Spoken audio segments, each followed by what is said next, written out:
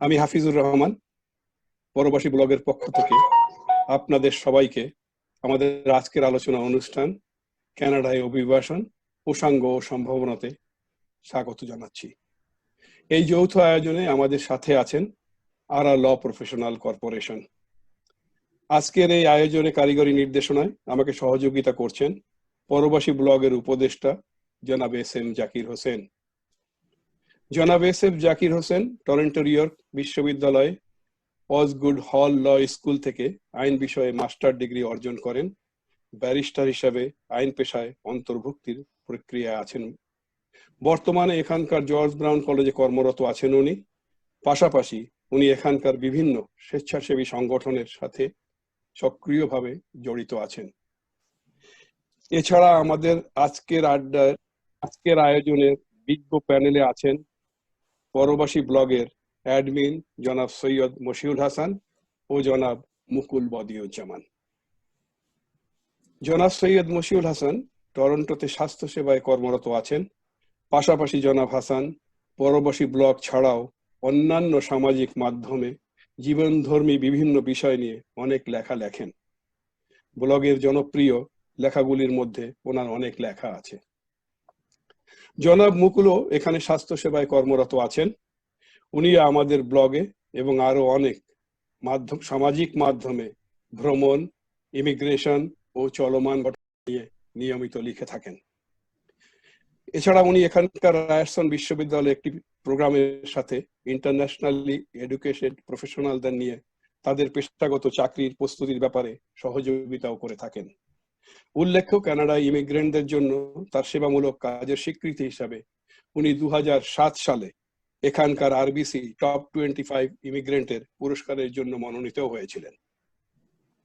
সর্বোপরি আমাদের সাথে আছেন আজকের আলোচনার প্রধান আলোচক ব্যারিস্টার শামীম আরা, যিনি আরা প্রফেশনাল ল কর্পোরেশনের কর্ণধার এবং একজন অভিজ্ঞ অভিবাসন আইনজীবী।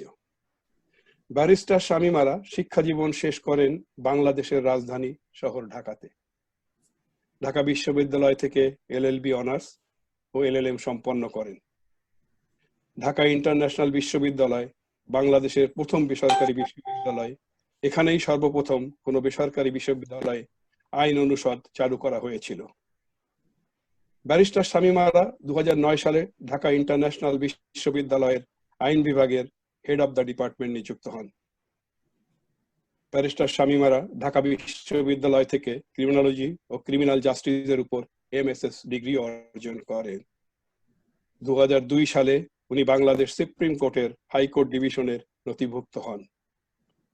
2017 সালে ইয়র্ক ইউনিভার্সিটির অধীনে অসগুড ল স্কুল থেকে কানাডিয়ান ক্রিমিনাল ল এর উপরে এলএলএম ডিগ্রি অর্জন করেন। 2015 থেকে 2019 সাল পর্যন্ত বিভিন্ন ল ফার্মের সাথে লিগাল ইন্টার্ন হিসেবে কাজ করেন উনি।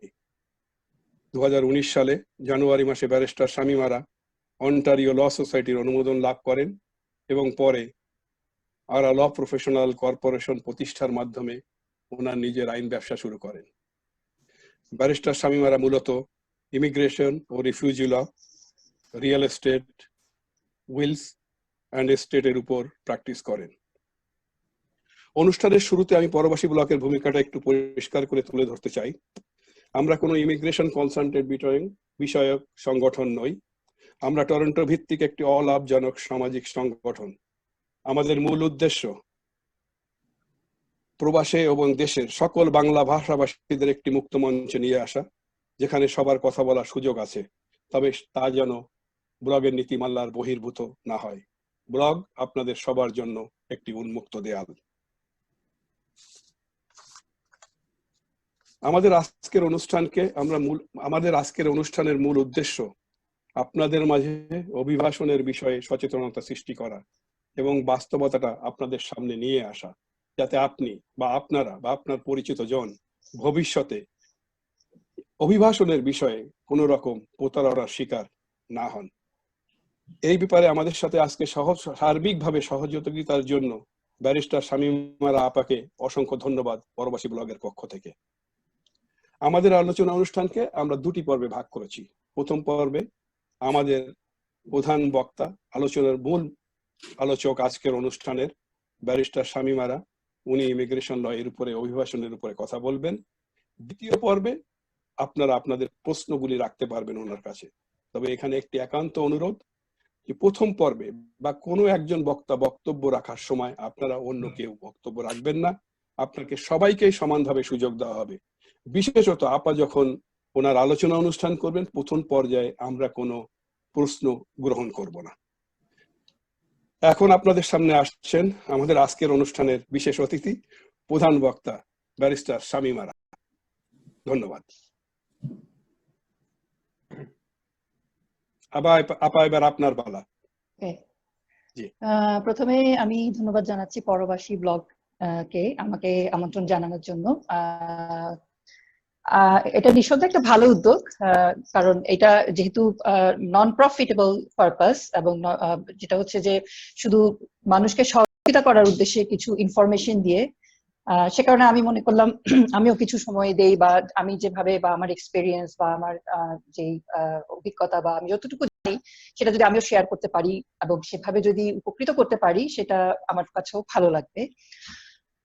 তবে আমার বক্তব্য শুরু করার আগেই আমি যেটা বলতে চাই সেটা হচ্ছে যে আমি আজকে যে বিষয়গুলো আলোচনা করব এগুলো আসলে খুব সাধারণ আলোচনা। এটা কোনো আইনি পরামর্শ নয়। আপনারা যারা আছেন এখানে উপস্থিত, এটা কোনো আইনি পরামর্শ হিসেবে আপনারা কনসিডার করবেন না আশা করি। কারণ এক একজনের ক্ষেত্রে এক এক ধরনের পরামর্শ দিতে হয়, কারণ এটা ডিপেন্ড করে কেস টু কেস। সো এটা আমি আজকে যেটা ডিসকাস করবো সেটা হচ্ছে একটা জেনারেল ডিসকাশন। যেটা হয়েছে, আমাদের মূল বিষয়টা হচ্ছে যে কোভিড এর আগে কিরকম ছিল বা কোভিড পরবর্তীতে ইমিগ্রেশনের উপর কি ইম্প্যাক্ট ক্রিয়েট করেছে, সেই বিষয়টাই আমরা মূলত আলোচনা করব। ইমিগ্রেশনটা আসলে একটা বিশাল এরিয়া, তো আসলে এই স্বল্প সময়ে সবকিছুর উপর আলোকপাত করতে পারবো না নিঃসন্দেহে। তবে আমি চেষ্টা করব। মূল কিছু বিষয় বা ক্যাটাগরি আছে যেগুলো আসলে আমরা যদি বাংলাদেশের প্রেক্ষাপটে চিন্তা করি, যেহেতু আমাদের এখানে টার্গেটেড অডিয়েন্স আমরা আশা করছি বাংলাদেশ থেকে অনেকেই আমরা এখানে পাবো, এবং কানাডাতেও অনেকে আছেন অবশ্যই আশা করছি। সেটা হচ্ছে যে কিভাবে কানাডাতে ইমিগ্রেশন করা যায় বা পার্মানেন্ট রেসিডেন্সটা পাওয়া যায়, সেটা অনেক উপায় আছে, কিন্তু আমি আজকে মূলত ফোকাস করব দুটোর উপর। একটা যেটা হচ্ছে যে এক্সপ্রেস এন্ট্রি, যেটা কিনা খুবই কমন একটা ক্যাটাগরি, আর আরেকটা হচ্ছে স্টুডেন্ট পারমিট বা স্টাডি পারমিট বা স্টুডেন্ট ভিসা, যেটাই বলেন আপনারা। সো আমি শুরুতে যেটা বলবো, আমি এক্সপ্রেস এন্ট্রি নিয়ে আগে একটু কথা বলতে চাই, কারণ এটা হচ্ছে খুবই বহুল জনপ্রিয় বা সবাই মোটামুটি জানে এক্সপ্রেস এন্ট্রি সম্পর্কে। এই ক্যাটাগরির আন্ডারেই এখন, যেহেতু আগে ছিল ফেডারেল স্কিল ওয়ার্কার, এবং এটা এখন আপনারা সবাই জানেন যে এটা এক্সপ্রেস এন্ট্রি স্ট্রিমের আন্ডারে অনেকগুলো ক্যাটাগরি আছে। যেমন একটা হচ্ছে ফেডারেল স্কিল ওয়ার্কার, আরেকটা হচ্ছে ফেডারেল স্কিল ট্রেড, আরো আছে যেটা হচ্ছে ক্যানাডিয়ান এক্সপিরিয়েন্স ক্লাস, আরেকটা হচ্ছে প্রভিন্সিয়াল নমিনি প্রোগ্রাম। তো এরকম অনেকগুলো ক্যাটাগরি আছে। আচ্ছা, আমরা যদি বাংলাদেশের প্রেক্ষাপটে চিন্তা করি, সেক্ষেত্রে যারা বাংলাদেশ থেকে আসতে চাচ্ছে সেক্ষেত্রে তাদের জন্য আমি বলবো ফেডারেল স্কিল ওয়ার্কার যে ক্যাটাগরিটা আছে সেটা সবচেয়ে গুরুত্বপূর্ণ। এখন এই ফেডারেল স্কিল ওয়ার্কার ক্যাটাগরিটা কিভাবে ডিটারমাইন হয় আপনারা সবাই কম বেশি জানেন, যারা আসলেই কানাডাতে আসতে আগ্রহী। এখানে 6টা ডিটারমাইনিং ফ্যাক্টর থাকে। এই 6টা ডিটারমাইনিং ফ্যাক্টরের মধ্যে আপনার গুরুত্বপূর্ণ যেটা হচ্ছে যে আপনার এইজটা একটা খুবই ইম্পর্টেন্ট ফ্যাক্টর। এরপরে যেটা আছে আপনার শিক্ষাগত যোগ্যতা, আপনার কাজের অভিজ্ঞতা। সো এই বিষয়গুলো এখানে যেমন ল্যাঙ্গুয়েজ ক্ষেত্রে, যেমন ধরেন আপনি আইএলটিএস দিয়েছেন, আইএলটিএস দিলে আপনি যদি, এখানে আমরা বলি মিনিমাম 7 বা 8 পেতে হবে, মিনিমাম আমি বলি 7 পেতে হবে। 7 পেলেও এটা একটু রিস্ক হয়ে যায়, কিন্তু 8 পেলে এটা খুবই ভালো। এটা আসলে একটা অপ্রিয় সত্য কথা, কিন্তু এই ল্যাঙ্গুয়েজটাতে আপনার অবশ্যই 8 স্কোর তুলতে হবে, এরকম একটা টার্গেট আপনার থাকতে হবে। এবং এটা তোলার ফলশ্রুতিতে কি হয় সেটা আমি একটু পরে আসছি। এরপরে যেটা হচ্ছে যে আপনার এডুকেশনের ক্ষেত্রে আপনি হাইয়েস্ট পেতে পারেন 25 মার্কস, এবং সেটা কিভাবে হতে পারে, সেটা আপনার অনার্স প্লাস আপনার যদি মাস্টার্স থেকে থাকে, ক্ষেত্রে যেটা করতে হয় একটা ক্রিডেন্সিয়াল অ্যাসেসমেন্ট করাতে হয়। এখানে ক্যানাডিয়ান যে প্রতিষ্ঠানগুলো আছে তারা আপনাদের ক্রিডেন্সিয়াল অ্যাসেসমেন্ট করে দিবে, এবং সেটার ভিত্তিতে জানা যাবে যে আপনি আসলে কত পয়েন্টস পেতে পারেন। এবং age is very important factor কানাডাতে ইমিগ্রেশন করার ক্ষেত্রে। আমি বলবো যাদের 40-এর আগে বয়স আছে তাদেরকে আমি বেশি উৎসাহিত করবো। হ্যাঁ, 40 হয়ে গেলে বা 40 পার হয়ে গেলে 50 না, কিন্তু 40 থেকে 45 যাদের তারা যে একেবারেই সম্ভাবনা নেই সেটা বলা যাবে না। হ্যাঁ, সেটাও সেক্ষেত্রে যেটা হবে তাদের সম্ভাবনা একটু কমে যাবে, কিছুটা ঝুঁকি হয়ে যাবে, কারণ এটা আমি আগেই বলেছি এটা হচ্ছে পয়েন্ট বেস। এরপর আরেকটা বিষয় খুবই গুরুত্বপূর্ণ, সেটা হচ্ছে যে arrange employment, which is very difficult. আমাদের দেশের প্রেক্ষাপটে আমাদের দেশ থেকে সরাসরি কেউ যদি আসতে চান সেক্ষেত্রে জব অ্যারেঞ্জ করে আসাটা আসলে খুব টাফ। কিন্তু এখানে কিছু বিষয় আছে যে বিষয়গুলো আসলে ক্লিয়ার হলে অনেক সময় দেখা যায় যে জব অ্যারেঞ্জ করতে হয় না, অনেক সময় জবের অফার পাওয়া যায়। সেটা কিভাবে আসে আমি আগেই বলেছি, আজকে আমাদের সময় খুব সংক্ষিপ্ত, লাইক 30 মিনিট। তো 30 মিনিটে আমি চেষ্টা করব মোটামুটি একদম মূল বিষয়গুলোর উপর আলোকপাত করার জন্য। আর আরেকটা বিষয় হচ্ছে যে অ্যাডাপ্টেবিলিটি, আমরা যেটা একটা বলি। তো অ্যাডাপ্টেবিলিটিটা কি? অ্যাডাপ্টেবিলিটিটা হচ্ছে আপনার এখানে যদি কেউ কোনো আত্মীয় স্বজন থেকে থাকে, আপনার ব্লাড রিলেশন, ভাই বা ফ্যামিলি কেউ থেকে থাকে, সেক্ষেত্রে আপনি কিছু পয়েন্টস পেতে পারেন। So this is how it works. এখন এই যে রিসেন্ট যে আমরা যেটা এক্সপ্রেসিভলি ড্র দেখেছি, রিসেন্টলি আমরা দেখলাম যে 421 সিআরএস স্কোর, যেটাকে আমরা বলি কম্প্রিহেন্সিভ র্যাঙ্কিং স্কোর। হ্যাঁ, সো সিআরএস 400, যেটা আমরা 450 হলেও আমরা ভাবতাম যে এটা খুব পজিটিভ একটা র্যাঙ্কিং না, কিন্তু রিসেন্টলি আমরা দেখলাম যে 421 নিয়েও তারা ইনভাইটেশন পেয়েছে, যেটা হচ্ছে OINP। সো কিভাবে পেলো এই সেখানে যেটা দেখা গেছে যে অ্যাপ্লিকেন্ট যে ছিল, অ্যাপ্লিকেন্ট ইংলিশ ল্যাঙ্গুয়েজে তার স্কোর ছিল 8, আইএলটিএস সে 8 স্কোর করেছে। সেটা খুবই গুরুত্বপূর্ণ ছিল। তারা কিন্তু কানাডার কোনো শিক্ষা বা কাজের কোনো এক্সপিরিয়েন্স তাদের ছিল না, তারা অ্যাপ্লাই করেছে, তাদের দেশ থেকে অ্যাপ্লাই করেছে, তারা এক্সপ্রেস এন্ট্রি প্রোফাইল ওপেন করেছে, এবং সেখানে তারা যখন একজন মানুষ বা একজন অ্যাপ্লিকেন্ট যে তার প্রোফাইল যখন ওপেন করে বা সে যখন ক্রিয়েট করে, they are already in the pool. So এটার ফলশ্রুতিতে যেটা হয়, অনেক সময় কি হয়, স্ট্রিমিং করে, এবং এক্ষেত্রে তাদের পয়েন্টসটা যদি দেখা গেল যে তাদের এই যে ল্যাঙ্গুয়েজের স্কোর বেশি বা তাদের অন্যদিক থেকে পয়েন্টস গুলো, সেক্ষেত্রে অনেক সময় যেটা হয় যে হিউম্যান ক্যাপিটাল প্রায়োরিটিস বলে স্ট্রিম বলে একটা কথা আছে, সেখানে তারা যদি দেখে যে তাদের কোয়ালিফাই করে, সেক্ষেত্রে তারা ইনভাইটেশন পাঠায়, এবং এই ইনভাইটেশনটা পাওয়ার ফলশ্রুতিতে যেটা হয় তাদের সম্ভাবনাটা বেড়ে যায়, এবং সিআরএস স্কোর তখন অনেক জাম্প করে অনেকটাই বেড়ে যায়, এবং তখন নেক্সট স্টেপটা হচ্ছে তাদের পিআর এর জন্য, মানে তারা already they are eligible to apply because they got their invitation. So this is how it works. Covid এর কারণে সাময়িক স্থগিত হয়েছে কার্যক্রম, কিছুটা ব্যাঘাত অবশ্যই ঘটেছে। যারা অ্যাপ্লিকেশন করেছেন বা যাদের অ্যাপ্লিকেশন কোভিড এর আগে সাবমিট করেছেন বা কোভিড এর মধ্যবর্তী সময় করেছেন, যেমন অ্যাপ্লিকেন্ট যারা এপ্রিলে যারা অ্যাপ্লিকেশন সাবমিট করেছেন এক্সপ্রেস এন্ট্রি স্ট্রিমে, দেখা গেছে তাদের মধ্যে থেকে অনেকেই ড্রতে কোয়ালিফাই হয়েছেন। তো ইট ডিপেন্ডস, আমি আগেই বললাম যে ওই যে ডিটারমাইনিং ফ্যাক্টর গুলো, ওখানে যদি আপনার পয়েন্টস মোটামুটি 67 তো থাকতেই হবে, 67 হওয়ার পরে যদি আরো কিছু অ্যাডিশনাল পয়েন্টস আপনি অ্যাড করতে পারেন, সেক্ষেত্রে হয়তোবা সম্ভাবনা থাকে যে আপনি ইনভাইটেশন টু অ্যাপ্লাই করার জন্য সুযোগটা পেয়ে যেতে পারেন। আর ফেডারেল স্কিল ট্রেড বা ফেডারেল আরেকটা যেটা আছে যে স্কিল, যে আমরা যেটা বলি যে ওয়ার্কারদের ক্ষেত্রে, এটা এই এই জায়গাটাতে আমি আমাদের দেশের প্রেক্ষাপটে আমি খুব এনকারেজ করব না। আমি FSW যেটা, ওটার জন্য আমি এনকারেজ করব, বিকজ ওখানে যেটা হয় যে স্কিল ক্যাটাগরি এনওসি যেটা আছে, এনওসি যেমন ধরেন ম্যানেজার পোস্ট, ম্যানেজারিয়াল পোস্ট বা আদার্স যে পোস্ট গুলো আছে, আপনারা যদি এনওসি দিয়ে OAB এগুলোতে আপনারা যদি একটু দেখেন, আপনারা দেখবেন যে অনেক কিছুই আছে যেগুলো আপনাদের সাথে আসলে ম্যাচ করে যাচ্ছে।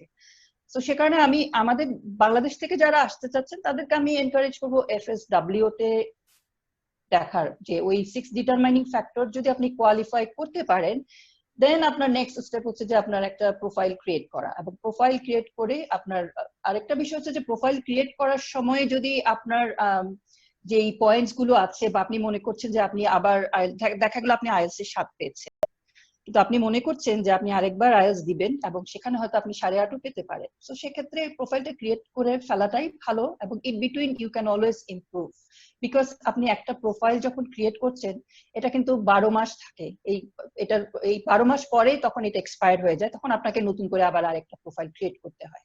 তো এখানে নাথিং টু লুজ, আসলে লুজ করার কিছুই নেই। The more you can improve, the more the chances are there. So this is how it works. আর ওয়ার্ক পারমিটের বিষয়টাও ভেরি কম্পিটিটিভ আমাদের বাংলাদেশের প্রেক্ষাপটে, কারণ আমি ইদানিং অনেক কোয়েশ্চেন পাই বাংলাদেশ থেকে, অনেকেই আমাকে জিজ্ঞেস করে যে এরকম একটা প্রতিষ্ঠান আমাকে বলছে যে জেনুইন জব অফার, তাহলে কি আমি টাকা জমা দেবো? তো আমি বললাম ঠিক আছে, আপনি আগে আপনার জেনুইন জব অফারটা আমাকে পাঠান, আমি একটু দেখি সেটা। তো আমরা আসলে একটা বিষয় খুবই গুরুত্বপূর্ণ, আমি সবার জন্য বলছি, ভেরি ইম্পর্টেন্ট। আমি জানি বাংলাদেশে কিছু অসাধু ব্যবসায়ী প্রতিষ্ঠান আছে যারা কিনা মানুষদেরকে বিভ্রান্ত করে তাদের কাছ থেকে পয়সা নিচ্ছে। তো সবচেয়ে ইম্পর্টেন্ট যেটা হচ্ছে, জব অফারটা আপনাকে দেখাচ্ছে, আপনি সেটা তাকে জিজ্ঞেস করবেন, is it LMI approved? Because এই জব অফারটা যদি LMI approve, labour market impact opinion, LMIA হচ্ছে labour market impact opinion, so it must be LMI approved. এটা এলএমআই অ্যাপ্রুভ যদি না হয়, meaning it's not a valid job offer. আপনি তো পয়সা দিয়ে দিলেন, আপনার টাকাগুলো তো চলে গেল, কিন্তু আপনি তো দেখা গেল আপনি পরবর্তীতে আর কানাডায় আপনার আর আসা হলো না, কিংবা কোনোভাবে সামহাও ম্যানেজ করে যদি আসতেও পারেন, আপনাকে আবার ফেরত যেতে হলো। সো বি কেয়ারফুল যে আপনারা কাকে আপনার মূল্যবান সেই কষ্টার্জিত অর্থটা দিচ্ছেন, যে জব অফারটা আপনাকে দিচ্ছে। অনেক সময় দেখা গেছে কিছু জব অফার আমি দেখেছি যে তারা জেনুইন না, মানে যেই অর্গানাইজেশনের কথা বলছে, যে অর্গানাইজেশন থেকে জব অফার দেওয়া হয়েছে, ওই অর্গানাইজেশনের আসলে অস্তিত্বই নেই কানাডাতে। তো এরকম আসলে তো সবার সুযোগ হয় না যে সবাই যোগাযোগ করবে কানাডাতে সরাসরি জানার জন্য যে আমি যে জব অফারটা পেলাম বা আমাকে যে সুযোগটার কথা বলা হচ্ছে সেটা আসলে কতটা জেনুইন। তো সে কারণে এটা আপনারা যার যার ক্ষেত্র থেকে যদি একটু সচেতন হন, তাহলেই কিন্তু। আর আরেকটা বিষয় আমি এনকারেজ করবো, ইমিগ্রেশন প্রসেস খুব টাফ কিছু না। আপনারা যদি ওয়েবসাইটে গিয়ে, যেমন প্রভিন্সিয়াল নমিনি প্রোগ্রাম যেটা বলি আমরা, ওখানে কিন্তু এক্সপ্রেশন অফ ইন্টারেস্ট সাবমিট করতে পারেন। সো আপনি যদি ওই ওয়েবসাইটে গিয়ে ব্রাউজ করেন, ওদের রুলস রেগুলেশনস গুলো বোঝার চেষ্টা করেন, আপনি তো বুঝতে পারেন, ইটস ফাইন, আপনি নিজেই সাবমিট করতে পারবেন। আর আপনি যদি মনে করেন না, I need someone to help me, সেক্ষেত্রে অবশ্যই আপনার লিগ্যাল রিপ্রেজেন্টেটিভ প্রয়োজন হবে, যে কিনা আপনার প্রসেসিং এ আপনাকে সাহায্য করতে পারে। ইনফ্যাক্ট ইনফরমেশন গুলো তো আপনিই দিবেন, কিন্তু ওই সাবমিশনের বিষয়টা যদি আপনার সেরকম কনফিডেন্স ফিল না করেন, সেক্ষেত্রে যেটা হবে, সেক্ষেত্রে আপনি হয়তো লিগ্যাল রিপ্রেজেন্টেটিভ বা এরকম কারো সাহায্য বা সহযোগিতা নিতে পারেন। আমার কাছে কেউ যদি ফেডারেল স্কিল ওয়ার্কার আন্ডার ক্যাটাগরিতে আসে, যে বলে আমি অ্যাপ্লাই করতে চাচ্ছি কানাডা ইমিগ্রেশন, আমি ফার্স্ট দুটো জিনিস বলি, আমি শুরুতেই তাদের রিটার্ন করি না, because I don't know, like আমার যেটা দুটো জিনিস জানতে হবে, একটা হচ্ছে যে এডুকেশন ক্রিডেন্সিয়াল অ্যাসেসমেন্ট, আমাকে সেটা জানতে হবে যে আসলে উনি কত পয়েন্টস পাবেন ওখানে। আর দ্বিতীয়ত হচ্ছে ল্যাঙ্গুয়েজ রিকোয়ারমেন্ট। অনেকেই আমাদের বাংলাদেশের প্রেক্ষাপটে ল্যাঙ্গুয়েজ ইজ এ ব্যারিয়ার। আমি যেটা দেখেছি বা আমার যেটা এক্সপিরিয়েন্স, সেটা হচ্ছে যে ল্যাঙ্গুয়েজের ক্ষেত্রে আমরা একটু দুর্বল আছি, একটু ইমপ্রুভ করা দরকার। অনেক ভালো ভালো রেজাল্ট, কিন্তু দেখা গেলো যে আইএলটিএস দিয়ে হয়তো সেই ভালো স্কোরটা তোলা হচ্ছে না, পারা যাচ্ছে না। That's the struggle. তো ওই জায়গাটা যদি কেউ ডেভেলপ করতে পারেন, I really don't see any issue যে আপনি কেন আসতে পারবেন না বা অ্যাপ্লাই করতে পারবেন না আন্ডার দিস ক্যাটাগরি। আর দ্বিতীয় কথা হচ্ছে যে আপনার মিনিমাম 1 বছরের work experience, which is very simple, I would say, like 1 বছর, মিনিমাম 1 বছরের ওয়ার্ক এক্সপিরিয়েন্স থাকলেই কিন্তু আপনি, এবং কোন কাজের এক্সপিরিয়েন্স আপনার ওই এনওসি ক্যাটাগরিতে, এনওসিতে যে ক্যাটাগরি গুলো আছে সেগুলোর যে কোনো একটার সাথে যদি আপনার মিলে যায়, আপনার duties and responsibilities, even if আপনি যদি স্কিল ট্রান্সফার করেও যদি কোনোভাবে কোয়ালিফাই করেন, ম্যাচ করতে পারেন, সেক্ষেত্রেও আপনি কিন্তু অ্যাপ্লিকেশনটা সাবমিট করতে পারেন বা আপনার প্রোফাইল ক্রিয়েট করতে পারেন এক্সপ্রেস এন্ট্রি স্ট্রিমে। তো আমি এক্সপ্রেস এন্ট্রি সম্পর্কে খুব বেশি কিছু বলবো না, আমি শুরুতেই বলেছি, বললে অনেক কিছুই বলা যায়। তবে একটা জিনিস আমি খেয়াল করেছি যে কোভিড এর কারণে যেটা দেখেছি, এক্সপ্রেস এন্ট্রি ফ্রিকোয়েন্ট হয় আসলে এখানে। বর্তমানে যেটা হচ্ছে যে ওরা যে সিইসি ক্লাস, যেটা Canadian experience class, those who are already in Canada, একটা বিষয় আছে, অথবা যারা ক্যানাডাতে পড়াশোনা করেছেন, জব করেছেন, সে ধরনের এক্সপিরিয়েন্স আছে, তাদেরকে প্রায়োরিটি দেওয়া হচ্ছে। আরেকটা হচ্ছে যে পিএনপি, যেটা হচ্ছে প্রভিন্সিয়াল নমিনি প্রোগ্রাম। সো এই দুটো ক্যাটাগরিতে খুব মানে খুবই ফ্লেক্সিবল, যে পয়েন্টস ইজ গেটিং লোয়ার। কিন্তু ফেডারেল স্কিল ওয়ার্কারদের ক্যাটাগরিতে যারা আসতে চাচ্ছেন, আমি তাদেরকে আবারও বলবো, আপনার ল্যাঙ্গুয়েজটাকে ইমপ্রুভ করতে হবে। Of course there is no alternative. Minimum 7.5 পাওয়ার চেষ্টা করবেন, 8 পেলে খুবই ভালো, 7 গেলে একটু ঝুঁকির সম্মুখীন হয়ে যায়, এটা হচ্ছে একটা বিষয়। আর আপনার এডুকেশন ক্রিডেন্সিয়াল অ্যাসেসমেন্ট, এটা করিয়ে নেবেন। এ দুটো করার পরে আপনি ready to create your profile. এবার আপনার প্রোফাইল ক্রিয়েট করতে গেলে যদি আপনি মনে করেন I need someone's help, definitely, because there are some technical things, আপনি সেটা বুঝতে পারছেন না, বা সেটা হয়তো ভুল ইনফরমেশন, বা বুঝতে না পারার কারণে রং ক্রাইটেরিয়া সিলেক্ট করার কারণে হয়তো আপনার অ্যাপ্লিকেশনটা বাতিল হয়ে যেত। তো সেক্ষেত্রে আমি সাজেস্ট করবো অবশ্যই কারো সহায়তা বা কারো সহায়তা নিয়ে সেই কাজটা করা। দ্বিতীয় আরেকটা বিষয় আমি আজকে বলতে চাই সেটা হচ্ছে যে স্টাডি পারমিট বা স্টুডেন্ট ভিসা নিয়ে।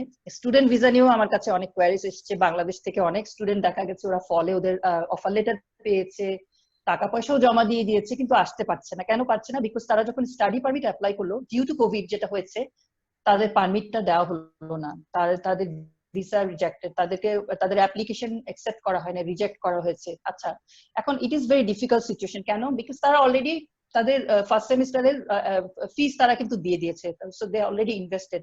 তো সেক্ষেত্রে কিভাবে তাহলে এটার সমাধান হতে পারে? হ্যাঁ, সমাধানের বিষয়টা নিয়ে যেটা বলবো সেটা হচ্ছে যে এই কোভিড কারণে যে ইমিগ্রেশন, কানাডিয়ান ইমিগ্রেশন কিছু স্ট্র্যাটেজি নিয়েছে এবং কিছু চেঞ্জ এসেছে। সেখানে চেঞ্জ গুলোর মধ্যে খুবই ইম্পর্টেন্ট একটা হচ্ছে যে তাদের যে এডুকেশন লেভেল, এখানে যেটা ইন্টারন্যাশনাল স্টুডেন্টদের জন্য ওরা বলছে যে now they can complete their this process by 2 step. So there are basically 2 step কিভাবে কাজ করে। So 2 স্টেপের মধ্যে ফার্স্ট স্টেপ যেটা বলছে যে দেখা গেল আমার ভর্তি প্রক্রিয়া সম্পন্ন হয়ে গেছে, কিন্তু আমার পারমিট মানে আমি যেটা ভিসা বলে যেটাকে, আমি সেটা পাইনি। এখন আমি কি করব? সেক্ষেত্রে আমি কিন্তু অনলাইনে আমার কোর্সটা শুরু করতে পারবো। এবং অনলাইনে কোর্স শুরু করার পরে এটা বিশেষ করে যারা হচ্ছে যে পোস্ট গ্রাজুয়েট ওয়ার্ক পারমিট, যারা এক্সপেক্ট করছিলেন যে আমি আমার পড়া শেষ করে আমি একটা পোস্ট গ্রাজুয়েট ওয়ার্ক পারমিট জন্য অ্যাপ্লাই করবো, যেটা কিনা আমাকে 3 বছর কানাডাতে থাকতে দিবে। তো এখানে নতুন পলিসি কি বলছে? নতুন পলিসি বলছে যে even if you completed your course, half of the course online, still you are eligible for post graduate work permit. এটা খুবই একটা পজিটিভ একটা দিক, কারণ আসতে পারছে না, বা এটা কোভিড এর আসলে কারো কোনো ব্যক্তিগত কোনো কারণ নয়, কোভিড এর কারণে যেহেতু দেখা গেছে যে তাদের মানে আশাটা বিঘ্নিত হচ্ছে, কিন্তু সে কারণে তাদের যে পড়াশোনা বা তাদের স্টাডিটা বিঘ্নিত হবে সেটা যাতে না হয়, সে কারণেই এই সুযোগটা করা হয়েছে। স্টাডি পারমিটটা পাওয়া তো লাগবে। পাওয়ার জন্য কি লাগবে? পাওয়ার জন্য কিন্তু বেসিক্যালি 3-4টা জিনিস ভেরি ইম্পর্টেন্ট। একটা হচ্ছে আপনার লেটার অফ অ্যাকসেপ্টেন্সটা লাগবে, এবং কোথা থেকে? সেটা ডেজিগনেটেড ইনস্টিটিউশন হতে হবে। কিন্তু এই ডেজিগনেটেড ইনস্টিটিউশনের লিস্ট কিন্তু আপনারা পাবেন ওয়েবসাইটেই আছে ইমিগ্রেশনে, যে কারা ডেজিগনেশন ইনস্টিটিউশনের লিস্ট গুলো আছে। সো ওখান থেকে আপনারা কিন্তু সরাসরি যোগাযোগ করতে পারেন, অথবা আবারও বলছি কোনো রিপ্রেজেন্টেটিভের মাধ্যমে যোগাযোগ করতে পারেন। সরাসরি ইমেল করে যোগাযোগ করা যায়। এখন আপনি যখন সরাসরি যোগাযোগ করছেন তখন কিন্তু আপনার কনফিডেন্সটা অনেক বেশি, কারণ আপনার এই যে লেটার অফ অ্যাকসেপ্টেন্স আপনি জানেন আপনি একেবারে জেনুইনলি পেয়েছেন, ডিরেক্ট সোর্স থেকে পেয়েছেন। সো এই letter of acceptance is very important. Number 2 হচ্ছে প্রুফ অফ ফান্ডস। কেন প্রুফ অফ ফান্ডস? তো অবশ্যই ইম্পর্টেন্ট, কারণ আপনি এখানে পড়তে আসবেন, আপনার তো পর্যাপ্ত টাকা পয়সা থাকতে হবে। আমি এমন কিছু স্টুডেন্ট দেখেছি যাদেরকে আসলে বাংলাদেশ থেকে পাঠানো হয়েছে, বলা হয়েছে যে সেখানে তারা পোস্ট গ্রাজুয়েট বা গ্রাজুয়েট প্রোগ্রামে আসছে, ভর্তিতে তারা এসে ডিসকভার যে তারা আসলে ফাউন্ডেশন কোর্সে ভর্তি হয়েছে, which is really disappointing. আবারও সেই আমাদের দেশের কিছু প্রতারক চক্র যারা কিনা এই ধরনের স্টুডেন্ট থেকে টাকা পয়সা নিয়ে তাদেরকে পাঠাচ্ছে, কিন্তু কোথায় পাঠাচ্ছে? ডেজিগনেটেড লার্নিং সেন্টারে পাঠাচ্ছে, নাকি জাস্ট ফর ফাউন্ডেশন কোর্সের জন্য পাঠাচ্ছে? এই জিনিসগুলো আপনাদেরকে আগে থেকে যদি আপনারা একটু যাচাই করে নেন, তাহলে প্রতারিত হওয়ার সুযোগটা থাকে না। আমি তো আমার টাকা পয়সা দিয়ে দিলাম, আমার সমস্ত কিছু থেকে সেভিং থেকে দিয়ে আমি ভাবলাম আমার অনেক আশা, আমি পড়তে গেলাম, এবং পড়তে এসে আমি জানলাম সেটা আসলে একটা ফাউন্ডেশন কোর্স, যেটা আসলে আমাকে কোনো আমার ইমিগ্রেশনও হেল্প করবে না, কিংবা যেটা আমাকে কমপ্লিট করার পরে তারপরে আমি একটা মেইন লেভেল কোর্সে আমি এন্টার করতে পারবো। This is really really very important. So আপনি আসলে জানতে হবে যে আপনি আসলে কোথায় যাচ্ছেন, ডেজিগনেটেড ইনস্টিটিউশনে যাচ্ছেন, এবং সেই কোন কোর্স করতে যাচ্ছেন, সেই কোর্সটা করার পরে আদৌ আপনার ইমিগ্রেশনে সুযোগটা কতটুকু থাকবে। তো সেক্ষেত্রে আমি বলবো পোস্ট গ্রাজুয়েট যে কোর্স গুলো আছে, মিনিমাম 2 ইয়ার্স একটা কোর্স আপনি যদি সাকসেসফুলি শেষ করতে পারেন, it will help you to then get your work experience. আপনাকে যেটা হবে যে একটা পোস্ট গ্রাজুয়েট ওয়ার্ক পারমিট দেয় 3 বছরের জন্য। এই 3 বছর কাজ করার পরে আপনার এই সমস্ত এক্সপিরিয়েন্স, স্টাডি, ওয়ার্ক মিলে আপনি you have already gain lot of experience in Canada. এবং তারপরে যেটা হচ্ছে যে ক্যানাডিয়ান এক্সপিরিয়েন্স ক্লাস যেটা আছে, সেই ক্লাসের আন্ডারে আপনি অ্যাপ্লাই করতে পারেন। এবং এই ক্ষেত্রে অনিশ্চয়তার কোনো সুযোগ, because you already gain Canadian education, Canadian work experience, now you are ready to apply for permanent residence.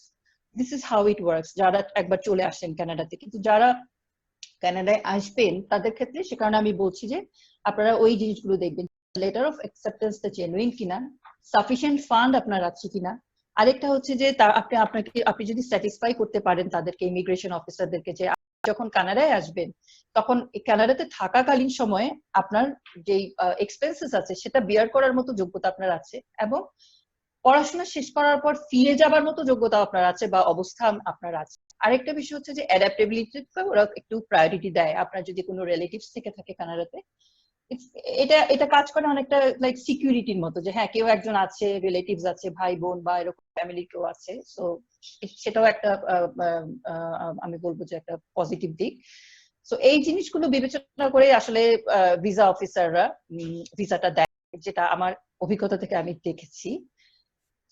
এগুলো যদি করা যেতে পারে তাহলে মোটামুটি ভিসা পাওয়ার ক্ষেত্রে কোনো সমস্যা হয় না। তবে যেটা আবার বললাম, আমি আবারও বলে দিচ্ছি যে আপনি যদি letter of acceptance in meanwhile পেয়ে থাকেন, you can start online and you have to contact your institution, আপনার কলেজ বা বিশ্ববিদ্যালয় যেটাতে আপনি অফার লেটার পেয়েছেন, তাদের সাথে আপনি সরাসরি যোগাযোগ করতে পারেন, এবং they might be aware about the recent policy, যে ইমিগ্রেশন কি রিসেন্ট পলিসিটা কি নিয়েছে, যে টু স্টেপ প্রসেসে যে আপনি আপনার এডুকেশনটা কমপ্লিট করতে পারবেন। মিনিং আপনি অর্ধেক আপনার যে কোর্সটা আছে সেটার অর্ধেক আপনি অনলাইনে করে বাকি অর্ধেকটা আপনি ইন পার্সন করতে পারেন, এবং অনলাইনে যখন অর্ধেকটা করলেন তারপরে কিন্তু আপনি পরবর্তীতে আপনি আসার জন্য আবার ভিসা আবেদন করতে পারেন, এবং সেক্ষেত্রে রিফিউজাল হওয়ার কোনো সম্ভাবনা নেই বললেই চলে, যদি আপনি সেই শর্তগুলো ফুলফিল করতে পারেন যেগুলো আমি অলরেডি মেনশন করেছি। আর প্রভিন্সিয়াল নমিনিতে যেমন আমি গত সপ্তাহে একজনকে পেয়েছি বাংলাদেশ থেকে, উনি চিকিৎসা পেশাতে আছেন, তো উনি চেষ্টা করছিলেন প্রভিন্সিয়াল নমিনি প্রোগ্রামে অ্যাপ্লাই করার জন্য, এবং আমাকে বললেন যে আমি চেষ্টা করেছিলাম কিন্তু আমার সবকিছু হলো, একটা জিনিস হচ্ছে না, আমার ওখানে অ্যাডাপ্টেবিলিটি থাকতে হবে। একটা অ্যাডাপ্টেবিলিটির বিষয় ওখানে যেটা বললো সেটা ওনার কোনো ফ্রেন্ডস থাকলেও হবে। এখন ফ্রেন্ড বলতে জেনুইন ফ্রেন্ড হতে হবে, আপনি চেনেন না তাহলে তো সেখানে তো আর এখানে এটা তো আর বলা যায়। যেমন উনি আমাকে বলছিল আমি আসলে জানি না কিন্তু এখন আমি ফ্রেন্ড কিভাবে জোগাড় করবো। আমি বললাম আনফরচুনেটলি যেহেতু ফ্রেন্ড নেই, সেক্ষেত্রে আপনি কিভাবে, আপনি কাউকে চেনেন না, এবং যেহেতু এই যে ফ্রেন্ডের রেফারেন্সটা আপনি দিবেন, সেই ফ্রেন্ডের কিন্তু পরবর্তীতে তার ইনফরমেশন গুলো শেয়ার করতে হবে। So friend must B a friend. এখন দেখা গেল হয়তো আপনাকে কোনো প্রতিষ্ঠান হয়তো বললো যে ঠিক আছে আপনি এত টাকা দেন, আপনার অমুক ব্যক্তি আপনার ফ্রেন্ড থাকবেন, উনি আপনার রেফারেন্স। দেখা গেল আপনি টাকা দিয়েছেন, ঠিক আছে, সবই ঠিক আছে, পরবর্তী স্টেপে যখন ওই ফ্রেন্ডের ইনফরমেশন চাওয়া হলো, ওই ফ্রেন্ডকে আপনি খুঁজে পেলেন না, এখন আপনি বলেন তাহলে কি হবে বিষয়টা। এই জিনিসগুলো খুব কেয়ারফুল থাকতে হবে, এই সব কিছু বিবেচনা করে। আর আরেকটা যেটা হচ্ছে যে ইনভেস্টর ক্যাটাগরিতে যেমন একটা আছে যে ওনার অপারেটর, ওগুলো অনেকগুলো মানে ওগুলো আরো অনেক বিস্তৃত, আসলে আজকে এতটা ডিসকাস করা যাবে না, যে কারণে আমি বাংলাদেশের প্রেক্ষাপটে বা আমাদের দেশি মানুষদের, যেহেতু এটা মানে বাংলাদেশ থেকে যারা আসতে চাচ্ছে তাদেরকে মূলত টার্গেট করা হয়েছে, যে তারা যাতে কিছু ইনফরমেশন পায়, সেখানে আমার মনে হয়েছে যে ফেডারেল স্কিল ওয়ার্কার এবং স্টুডেন্ট ভিসা এই দুটো বিষয় নিয়েই একটু আলোচনা করা দরকার। কারণ আমাদের দেশের প্রেক্ষাপটে আমার মনে হয়েছে যে এই দুটো ক্যাটাগরি বেশি আর কি ম্যাচ করে আর কি অন্য ক্যাটাগরি গুলোর চেয়ে। কারণ আমার অভিজ্ঞতায় যেটা আমি দেখেছি আর কি, আননেসেসারিলি আরো তো অনেক ক্যাটাগরি আছে, কিন্তু আমি সেগুলো যদি বলি, সেগুলো তো বলে কোনো, যেটা আপনার কাজে আসবে না সেটা বলে তো কোনো লাভ নেই। তো সে কারণেই আমার এই দুটো বিষয় নিয়ে আজকে ডিসকাস করা। হ্যাঁ, আছে আরো অনেক অপশন লাইক সেলফ এন্টারপ্রেনিউর, দেন ওনার অপারেটর, সেগুলো আমরা হয়তো পরবর্তীতে যদি আবার সুযোগ হয় তখন আমরা আবার বিস্তারিত আলোচনা করতে পারবো, যদি দেখা যায় আসলে কেউ ওই বিষয়গুলো নিয়ে জানতে চাচ্ছে। আমি এই বলে তাহলে আজকে আমার আলোচনা শেষ করতে চাচ্ছি। আপনাদের যদি কোনো প্রশ্ন থাকে পার্টিকুলার কেস স্পেসিফিক, যেমন আমি বলে দিলাম একটু আগে যে এক একজনের ক্ষেত্রে এক এক রকম, কারো হয়তো আন্ডারগ্র্যাড করা আছে, মাস্টার্স করা নেই, কারো হয়তো আইএলটিএস স্কোর একটু ভালো করা দরকার, কেউ হয়তো স্পাউস নেই, সিঙ্গেল আছেন, এখন অ্যাপ্লাই করতে চাচ্ছেন, কি করবেন, কারো হয়তো অলরেডি অ্যাপ্লিকেশন করা হয়ে গেছে, he or she is already in the পুল, হয়তো তার কিছু ইমপ্রুভ করা দরকার। সো যে কোনো ধরনের প্রশ্ন যদি আপনাদের থেকে থাকে আপনারা ব্লগে দিয়ে দিলে আমরা চেষ্টা করব আপনাদের প্রশ্নগুলোর উত্তর দেবার জন্য। তো ধন্যবাদ সবাইকে ধৈর্য ধরে শোনার জন্য। ধন্যবাদ শামীমা আপা, অত্যন্ত মূল্যবান বক্তব্য রাখার জন্য। আমাদের প্রথম পর্যায়ের অনুষ্ঠান আমরা শেষ, দ্বিতীয় পর্যায়ের প্রশ্নোত্তর পর্ব। আবারও অনুরোধ করব একজন করে প্রশ্ন। আমি অলরেডি একটি রিকোয়েস্ট পেয়েছি জনাব MS ইসলাম সাহেবের কাছ থেকে। তো জনাব MS ইসলাম সাহেবকে অনুরোধ করব আপনার প্রশ্নটি, আপনি কোথা থেকে বলছেন, আপনার নাম পরিচয় সহ শামীমা আপাকে প্রশ্নটি করুন। জনাব MS ইসলাম। আসসালামু আলাইকুম, ওয়ালাইকুম শুনতে আসসালাম। পাচ্ছেন? আমি জি, শুনতে পাচ্ছি। ঢাকা বাংলাদেশ থেকে বলতেছি। আমি একজন ব্যাংকার। আমার জি। শামীমা ম্যাডামের কাছে প্রশ্ন, does it mandatory to mention job responsibility or duties in job experience certificate issued by employer? Yes, definitely it is mandatory.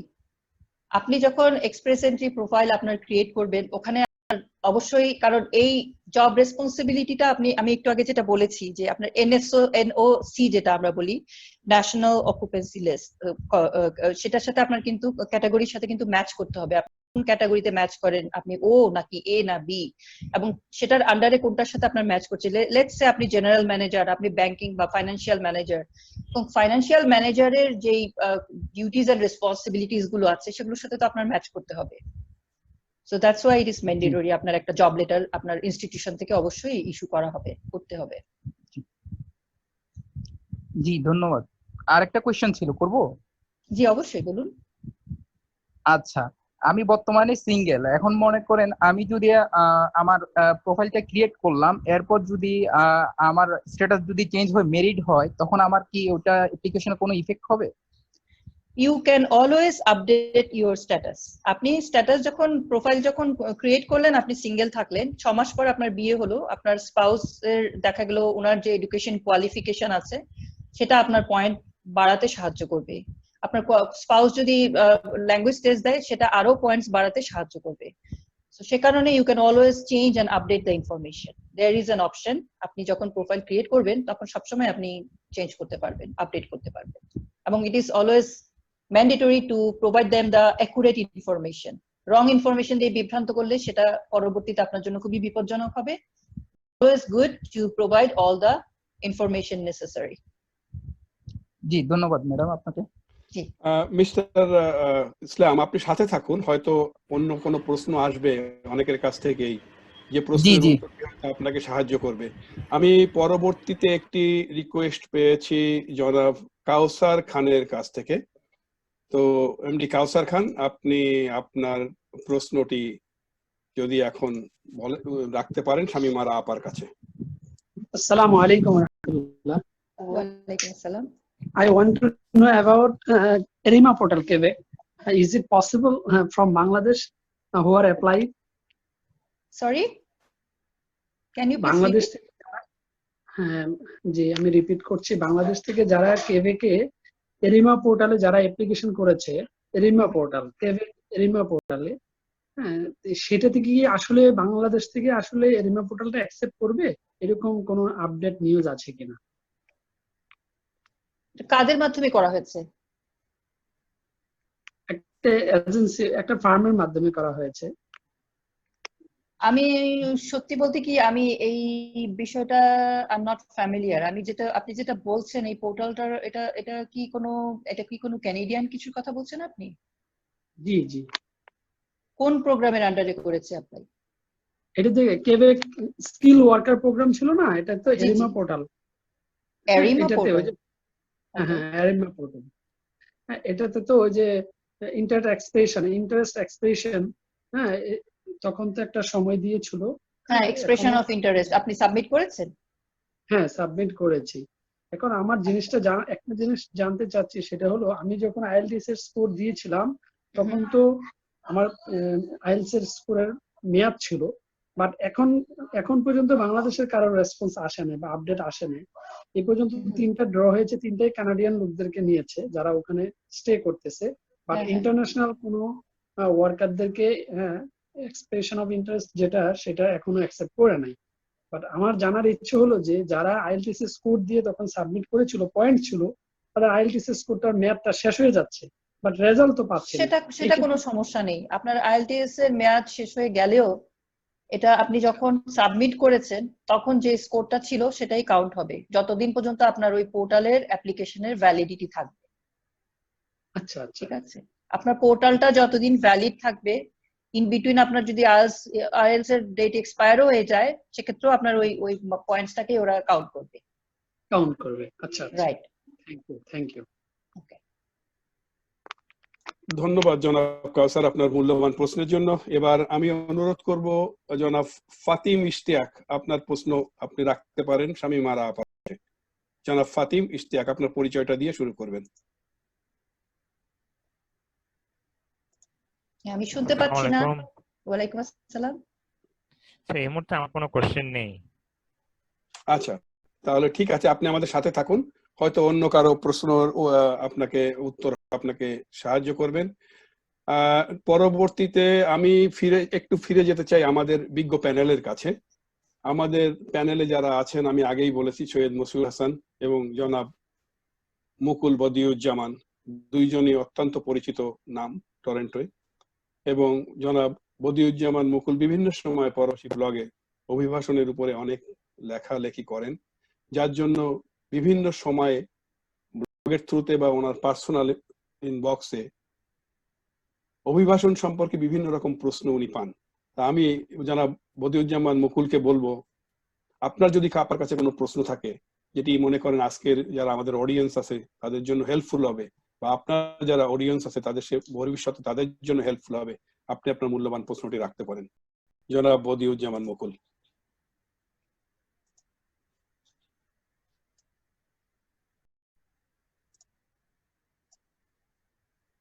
আসসালামু আলাইকুম, শোনা যাচ্ছে কি আমাকে? হ্যাঁ, শোনা যাচ্ছে মুকুল, গো হেড। আচ্ছা আপা, আমার খুব রিসেন্ট একটা কোশ্চেন, সম্ভবত কোভিড এর কারণে এই কোশ্চেনটা হয়েছে। সেখানে হলো গিয়ে যে যখন প্রোফাইল ক্রিয়েট করলো, ধরেন একজনের বয়স 29 এর ভিতরে, she is getting the highest point, এখন অ্যাপ্লিকেশন করলো, তো দেখা গেল যে এখন তো অ্যাপ্লিকেশন করলো কয়দিন পরে বা 6 মাস 7 মাস পরে তার বয়স 29 ক্রস করে যাচ্ছে। তো কোশ্চেনটা হলো যে এই বয়সটা তার কোন সময়টা থেকে কাউন্ট হবে? যেদিন প্রোফাইল ক্রিয়েট করা হচ্ছে সেদিন থেকে। ওয়ান্ডারফুল। সম্ভবত এই কোভিড এর কারণে ওরা একটু স্ক্যার্ড যে অ্যাপ্লিকেশন করলাম এটাই। আপনি যেদিন অ্যাপ্লিকেশন করেছেন সেদিন আপনার যে স্ট্যাটাস ছিল সেটাই কাউন্ট হবে। হ্যাঁ, এখানে যদি কোনো আপগ্রেড হয়, এটা আমি একটু আগে বলেছি, যেমন ল্যাঙ্গুয়েজের ক্ষেত্রে একটা ডিগ্রি করে যেটা কেন it can add value to your profile, that is different scenario. আপনি আবার আজ দিয়ে এখন 8.5 পেয়েছেন, সেটা কিন্তু আবার অ্যাকসেপ্ট করবে ওরা। কিংবা আপনি আরেকটা ডিগ্রি নিয়ে আপনার পয়েন্টস হয়তো আরো কিছু বেড়েছে, সেটাও তারা অ্যাকসেপ্ট করবে। ওকে, আচ্ছা, ওখানে বোধহয় একটা কোশ্চেন আসছে, আমরা ওনাদের কোশ্চেন নিয়ে নিই। হ্যাঁ, মুবাশশির করিম বোধহয় একটা কোশ্চেন করছে ওখানে।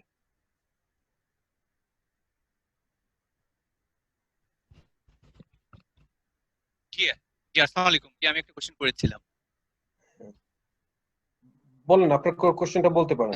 আমার বয়স হচ্ছে 46 প্লাস, আমি অনার্স করেছি, তারপর মাস্টার্স করেছি অ্যাকাউন্টিং এর 2000 এ। তা আমার জন্য কি কোনো পথ খোলা আছে? আমি ম্যারিড, 2 ছেলে আছে ছোট। আপনি কি করছেন? আমি ব্যবসা করছি। আচ্ছা, আপনি আচ্ছা ব্যবসা করছেন, তাহলে জব এক্সপেরিয়েন্স, তাহলে মানে কি ধরনের ব্যবসা করছেন? আমি আর্মির সাথে সাপ্লাই ব্যবসা করছি, তারপরে অ্যাগ্রো ফার্ম আছে আমার। আর আগে চাকরি করেছি, আগে অনেক আগে চাকরি করেছি, 4 ইয়ার্স, অনেক আগে। আপনার স্ত্রী কি কিছু করেন? না, হাউসওয়াইফ। হাউসওয়াইফ, আচ্ছা। আপনার এজ একটু বলবেন, আবার কত বললেন? এই আগস্টে 47 হবে, এই আগস্টে। ওকে, আপনি কি ইনভেস্টে আগ্রহী কিনা? কারণ আমি এক্সপ্রেস এন্ট্রিতে টু বি অনেস্ট আমি সম্ভাবনা দেখি না। তো আচ্ছা, ইনভেস্টে কম টাকার মধ্যে, সরি, কম টাকার মধ্যে কত ইনভেস্ট করলে সম্ভাবনা আছে? এখন আসলে এভাবে তো বলা যাবে না। আপনি যেটা করতে পারেন, আপনি একটু ইমেল করবেন পরবাসী, আমরা দেখব যে আসলে একটা অ্যাসেসমেন্ট করে দিব আমরা, আমি করে দিব অ্যাসেসমেন্টটা যে আপনি আসলে কোনো ক্যাটাগরিতে অ্যাপ্লাই করতে পারেন কিনা। কারণ অনেক ক্ষেত্রে দেখা যায় অনেকে হয়তো সেলফ এন্টারপ্রেনার হিসেবে আসতে পারছেন কিংবা ওনার অপারেটর হিসেবে আসতে পারছেন, সেক্ষেত্রে আমাকে দেখতে হবে যে আসলে ওই ডিটারমাইনিং যে ফ্যাক্টর গুলো আছে ওগুলো আপনার সাথে ম্যাচ করে কিনা। সো এরকম এভাবে বলা যায় না আসলে, আনফরচুনেটলি। আপনি যেটাই বলেছেন আর কি, এই ইনফরমেশন গুলোর ভিত্তিতে এই মুহূর্তে আপনাকে আমি আসলে কোনো ক্যাটাগরির জন্য আমি বলতে পারছি না, আনফরচুনেটলি। আচ্ছা আপা, আরেকটা জিনিস হচ্ছে, আমি যদি স্কিলিং ভিসাটা নিয়ে যাই, হ্যাঁ, আমার বাচ্চার স্কুলিং ভিসা নিয়ে যাই, তারপরে ভিজিট ভিসা, ওখান থেকে পরে আমি পিআর এর জন্য কনভার্ট করতে পারবো কিনা বা করা যাবে কি? বাচ্চার স্কুলিং এর ব্যাপারে, হ্যাঁ সেটা একটা হতে পারে, যা বাচ্চাদেরকে এখানে অনেকে আজকাল স্কুলে ভর্তি করছেন। সেক্ষেত্রে আপনারা যেটা পাবেন সেটা হচ্ছে টিআরভি বলে, টেম্পোরারি রেসিডেন্ট ভিসা। সেটা নিয়ে আপনারা আসতে পারবেন, বাচ্চাকে অ্যাকম্পেনিং প্যারেন্ট হিসেবে থাকতে পারবেন। এবং পরবর্তীতে if you can prove that you have already adapted the Canadian culture and environment and everything experience, সেক্ষেত্রে ইট মাইট হ্যাপেন যে আপনারা হয়তো সেক্ষেত্রে অ্যাপ্লাই করতে পারেন পার্মানেন্ট রেসিডেন্সির জন্য। তখন কি বলবে যে তোমরা বাংলাদেশ থেকে আবার ব্যাক করে বাংলাদেশে তারপরে আসো, বা অ্যাপ্লাই করতে পারবো কিনা আমরা কানাডা থেকে? সরি, মানে ইমিগ্রেশন কি বলবে তোমরা বাংলাদেশে ব্যাক করো তারপর আবার আসো? না, এইটা ইমিগ্রেশন কি বলবে সেটা বলা, মানে বেসড অন দ্য পলিসি, আমরা যে পলিসি গুলো আছে বা দেখছি আমরা, সেগুলোর ভিত্তিতে আমরা যেটা বলতে পারি সেটা হচ্ছে যে, কারণ ওরা যেটা দেখে যে আপনি যেমন যারা টেম্পোরারি রেসিডেন্ট ভিসা নিয়ে এখানে আসে, যেমন আপনি বলছেন আপনার বাচ্চা এখানে স্কুলে পড়বে, হ্যাঁ, তো স্কুলে পড়ার পরে তো অলরেডি দেখা যাবে একটা আপনি অ্যাডাপ্ট করেছেন এখানকার কালচার, বা কি টিআরভি হিসেবে ছিলেন, বা আরো যদি অন্য কিছু হতে পারে, আপনার ইনভেস্টমেন্ট করার সুযোগ আছে বা কি, সেক্ষেত্রে আপনি অ্যাপ্লাই করবেন যে যে ক্যাটাগরিতে আপনি কোয়ালিফাই করেন। এবং সেক্ষেত্রে ওই সেটা বলার তো কোনো সুযোগ নেই, ভিসা হতে পারে নাও হতে পারে, কোনো গ্যারান্টি নেই আসলে যে আপনার কনফার্ম ভিসা হবে। হ্যাঁ, আর সরি শুনতে পাচ্ছি না। হ্যালো, ওয়ার্ক পারমিট পাবো? টেম্পোরারি রেসিডেন্ট ভিসায় আসলে ওয়ার্ক পারমিট পেতে পারেন। ঠিক আছে, আবার থ্যাংক ইউ ভেরি মাচ, আমি ইমেলে যোগাযোগ করব। No problem. আচ্ছা হাসান ভাই, আপনাকে দেবার আগে আমি একটু আপনার অনুমতি নিয়ে সিরাজুল মুনিরা আপাকে দিতে চাই। উনি অনেকক্ষণ ধরে হাত উঁচু করে আছেন। তা আমরা যেহেতু প্যানেলে আমরা নিজের আপনার কাছে ক্ষমা প্রার্থী, ওনাকে একটা সুযোগ দেই, তারপরে আমি আপনাকে নিব যদি কোনো আপত্তি না থাকে।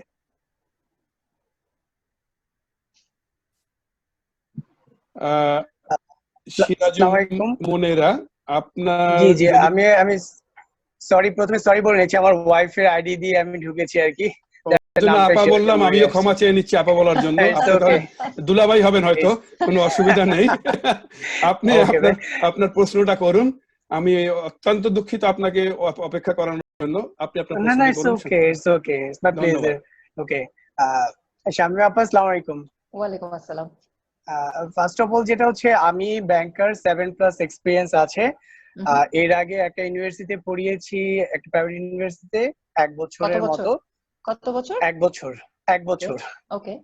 এরপর হচ্ছে ব্যাংকে জয়েন করা। আমার ওয়াইফ ডক্টর, ও হচ্ছে লেকচারার একটা মেডিকেল কলেজে, ও হচ্ছে 6+ এক্সপিরিয়েন্স। Very good. সো এখন আমার একটা বেবি আছে হচ্ছে 3+ baby boy. So now actually we are very much interested to move to Canada actually. এজটা একটু বলবেন আপনার এবং আপনার ওয়াইফের? আমার 35, আমার ওয়াইফের 34। আচ্ছা, 34 আর কি এরকম আর কি, 33, 34, 34, 35 এরকম হবে আর কি। আমি এক কথা যেটা বলবো, either of you might be potential candidate for federal skilled worker. তো এর বেশি বলাটা ঠিক হবে না এখানে, কারণ আপনাদের আমার কতগুলো বিষয় দেখতে হবে। আমি যেটা শুরুতে বলেছিলাম যে আমার দেখতে হবে আপনাদের ইসিএ কি রিপোর্ট আসছে, অবশ্যই আসবে মানে পজিটিভ রিপোর্টই আসবে, যেহেতু আপনি একটা প্রফেশনে আছেন, আপনার ওয়াইফ রেগুলেটেড প্রফেশনে আছেন। ইটস প্রিটি মাচ পসিবল যে আপনারা অ্যাপ্লাই করে আপনারা এলিজিবল হবেন। এবং সেক্ষেত্রে আপনাদের ল্যাঙ্গুয়েজটাও আমি যেটা মেনশন করেছি যে মিনিমাম স্কোর আপনাদের 7.5 বা 8 এরকম, যতটা স্কোর করা যায় পসিবিলিটি ততটাই বেড়ে যায়। হ্যাঁ, সো দেয়ার ইজ পসিবিলিটি যে ফেডারেল স্কিল ওয়ার্কার আন্ডারে আপনারা অ্যাপ্লাই করতে পারেন, based on the information I provided, based on the condition you fulfil. ওই দুটো কন্ডিশন আগে ফুলফিল করার পরে ইসিএ তে যদি আপনারা নিজে না করতে পারেন, সেটাও আমরা আপনাদেরকে সহযোগিতা করতে পারি সেটা করার ক্ষেত্রে, বাট দ্যাট ইজ ম্যান্ডেটরি, এটা করতেই হবে। ইসিএ এন্ড আইএলটিএস এই দুটো করার পরে আমরা কমপ্লিট অ্যাসেসমেন্ট করে দিতে পারবো যে আসলে আপনি বা আপনার ওয়াইফ কে মেইন অ্যাপ্লিক্যান্ট হতে পারেন। আরেকটা কোশ্চেন ছিল, মানে হোয়াট অ্যাবাউট পিএনপি, মানে আমাদের পিএনপি তে কতটুকু অপরচুনিটি আছে? পিএনপি আপনাদের যদি সাচকাচুয়ান বা প্রিন্স এডওয়ার্ড এইসব জায়গাতে বা ম্যানিটো আপনাদের যদি কোনো ফ্রেন্ডস বা রিলেটিভস থেকে থাকে, then again it might happen that your wife is eligible or you may be eligible. যেটা দেখতে হবে ওদের এক্সপ্রেশন অফ ইন্টারেস্ট, ওদের যে ওরা কিছু কি করে, ওরা কিছু ক্যাটাগরি দিয়ে দেয় যে ওদের কোন কোন ক্যাটাগরিতে ওরা লোক নিচ্ছে বা ওদের ম্যান পাওয়ার দরকার, স্কিল ওয়ার্কার দরকার। সো ক্যাটাগরিগুলো আপনারা যদি একটু ওয়েবসাইটে গিয়ে দেখতে পারেন, চেক করে দেখতে পারেন, যদি কোনোটা আপনার সাথে ম্যাচ করে তখন অবশ্যই আপনার এক্সপ্রেশন অফ ইন্টারেস্টটা সাবমিট করতে পারেন। Okay, I think I got my answer. Sorry? I got my answer. আমার আরেকটা কোশ্চেন ছিল হচ্ছে আমার ল্যাঙ্গুয়েজটা নিয়ে, সেটা আমি অলরেডি পেয়ে গেছি। You just gave me the full answer actually. Okay, not a problem. Thank you very much. সাথে থাকেন ভাইয়া, হয়তো অন্য কোনো উত্তর আপনাকে আরো সাহায্য করবে। এবারে আমি জনাব মশিউল হাসান ভাইকে অনুরোধ করব ওনার মূল্যবান প্রশ্নটি করার জন্য। আপনাকে ধৈর্য সহকারে দেরি করানোর জন্য আমি দুঃখিত। অনেক ধন্যবাদ হাফিজ ভাই। সমসাময়িক এবং পরিবর্তিত বৈশ্বিক প্রেক্ষাপটে অভিবাসন ডেফিনেটলি ইমিগ্রেশন একটি গুরুত্বপূর্ণ স্থান দখল করে আছে, এবং শাইমা আপা আপনাকে অনেক অনেক ধন্যবাদ আজকের এই বিষয়টি নিয়ে আলোচনার জন্য। এই বিষয়ে আমার সংক্ষিপ্ত একটি মন্তব্য আছে এবং দুটো কোয়েশ্চেন আছে। আমি প্রথমে মন্তব্যটা করতে চাই। আমার মন্তব্যটি হচ্ছে কানাডার ইমিগ্রেশনের মিথ এবং রিয়েলিটি নিয়ে। শুধু কানাডার অভিবাসন নয়, যে কোনো দেশের অভিবাসনের ক্ষেত্রে দুটি বিষয় আমার কাছে সমান্তরালভাবে ভেসে উঠছে। একটি হচ্ছে ইমিগ্রেশনের মিথ, অপরটি হচ্ছে ইমিগ্রেশনের রিয়েলিটি। এই মিথ এবং রিয়েলিটি চেক করে আসলে যে কোনো দেশের সেটেলমেন্ট অনেক সহজে হতে পারে। আমার মনে আছে 2003 সালে আমি লন্ডনে যখন পড়তে যাই, তখন লন্ডনে আমার এক কলিগকে প্রশ্ন করেছিলাম যে লন্ডনের লাইফ নিয়ে কিছু সাজেশন দেওয়ার জন্য। উনি আমাকে অনেক সাজেশন দিয়েছিলেন এবং একটি গুরুত্বপূর্ণ সাজেশন উনি বলেছিলেন যে don't come here with a tinted vision. এই টিন্টেড ভিশন শব্দটি আমার মনে এখনো গেঁথে আছে। আমরা যারা অভিবাসী হয়ে বিভিন্ন দেশে যাই, তারা কিন্তু বেশিরভাগই এই টিন্টেড ভিশন নিয়েই যাই। এই টিন্টেড ভিশনটা কি? এটা হচ্ছে বিদেশে জীবন বড়ই রঙিন, life is colourful, yes life is indeed beautiful here, কিন্তু সেজন্য আপনাকে অনেক মানসিক প্রস্তুতি নিয়ে আসতে হবে।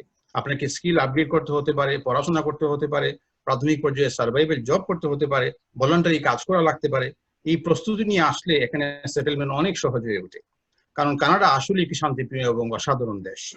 কানাডিয়ান সরকার ইমিগ্রেন্টদের সেটেলমেন্টের জন্য বছরে মিলিয়ন মিলিয়ন ডলার ব্যয় করে। settlement.org এর তথ্য অনুসারে কানাডিয়ান গভর্নমেন্ট 2019 এবং 2020 সালে কুইবেক প্রভিন্স ছাড়া সারা কানাডার ইমিগ্রেন্টদের জন্য 778 মিলিয়ন কানাডিয়ান ডলার বরাদ্দ করে রেখেছে। ইমিগ্রেন্টদের সেটেলমেন্টের জন্য মিলিয়ন ডলার খরচ করে এরকম দ্বিতীয় কোনো দেশ আছে কিনা আমার অন্তত জানা নেই।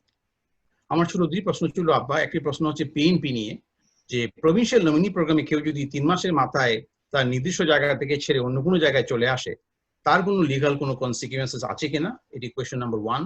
আর কোয়েশ্চেন নাম্বার 2 হচ্ছে কারো সন্তানের যদি কোনো ধরনের ডেভেলপমেন্টাল ডিসেবিলিটি থাকে, সেটি তার ইমিগ্রেশনের অ্যাপ্লিকেশনের ক্ষেত্রে কোনো প্রভাব ফেলতে পারে কিনা, এটি আমার কোয়েশ্চন। অনেক অনেক ধন্যবাদ আপনাকে। ধন্যবাদ মশিউর ভাই। ফার্স্ট অফ অল আপনি যে প্রশ্নটা করেছেন, ধন্যবাদ আপনার অনেক সুন্দর একটা বক্তব্যের জন্য।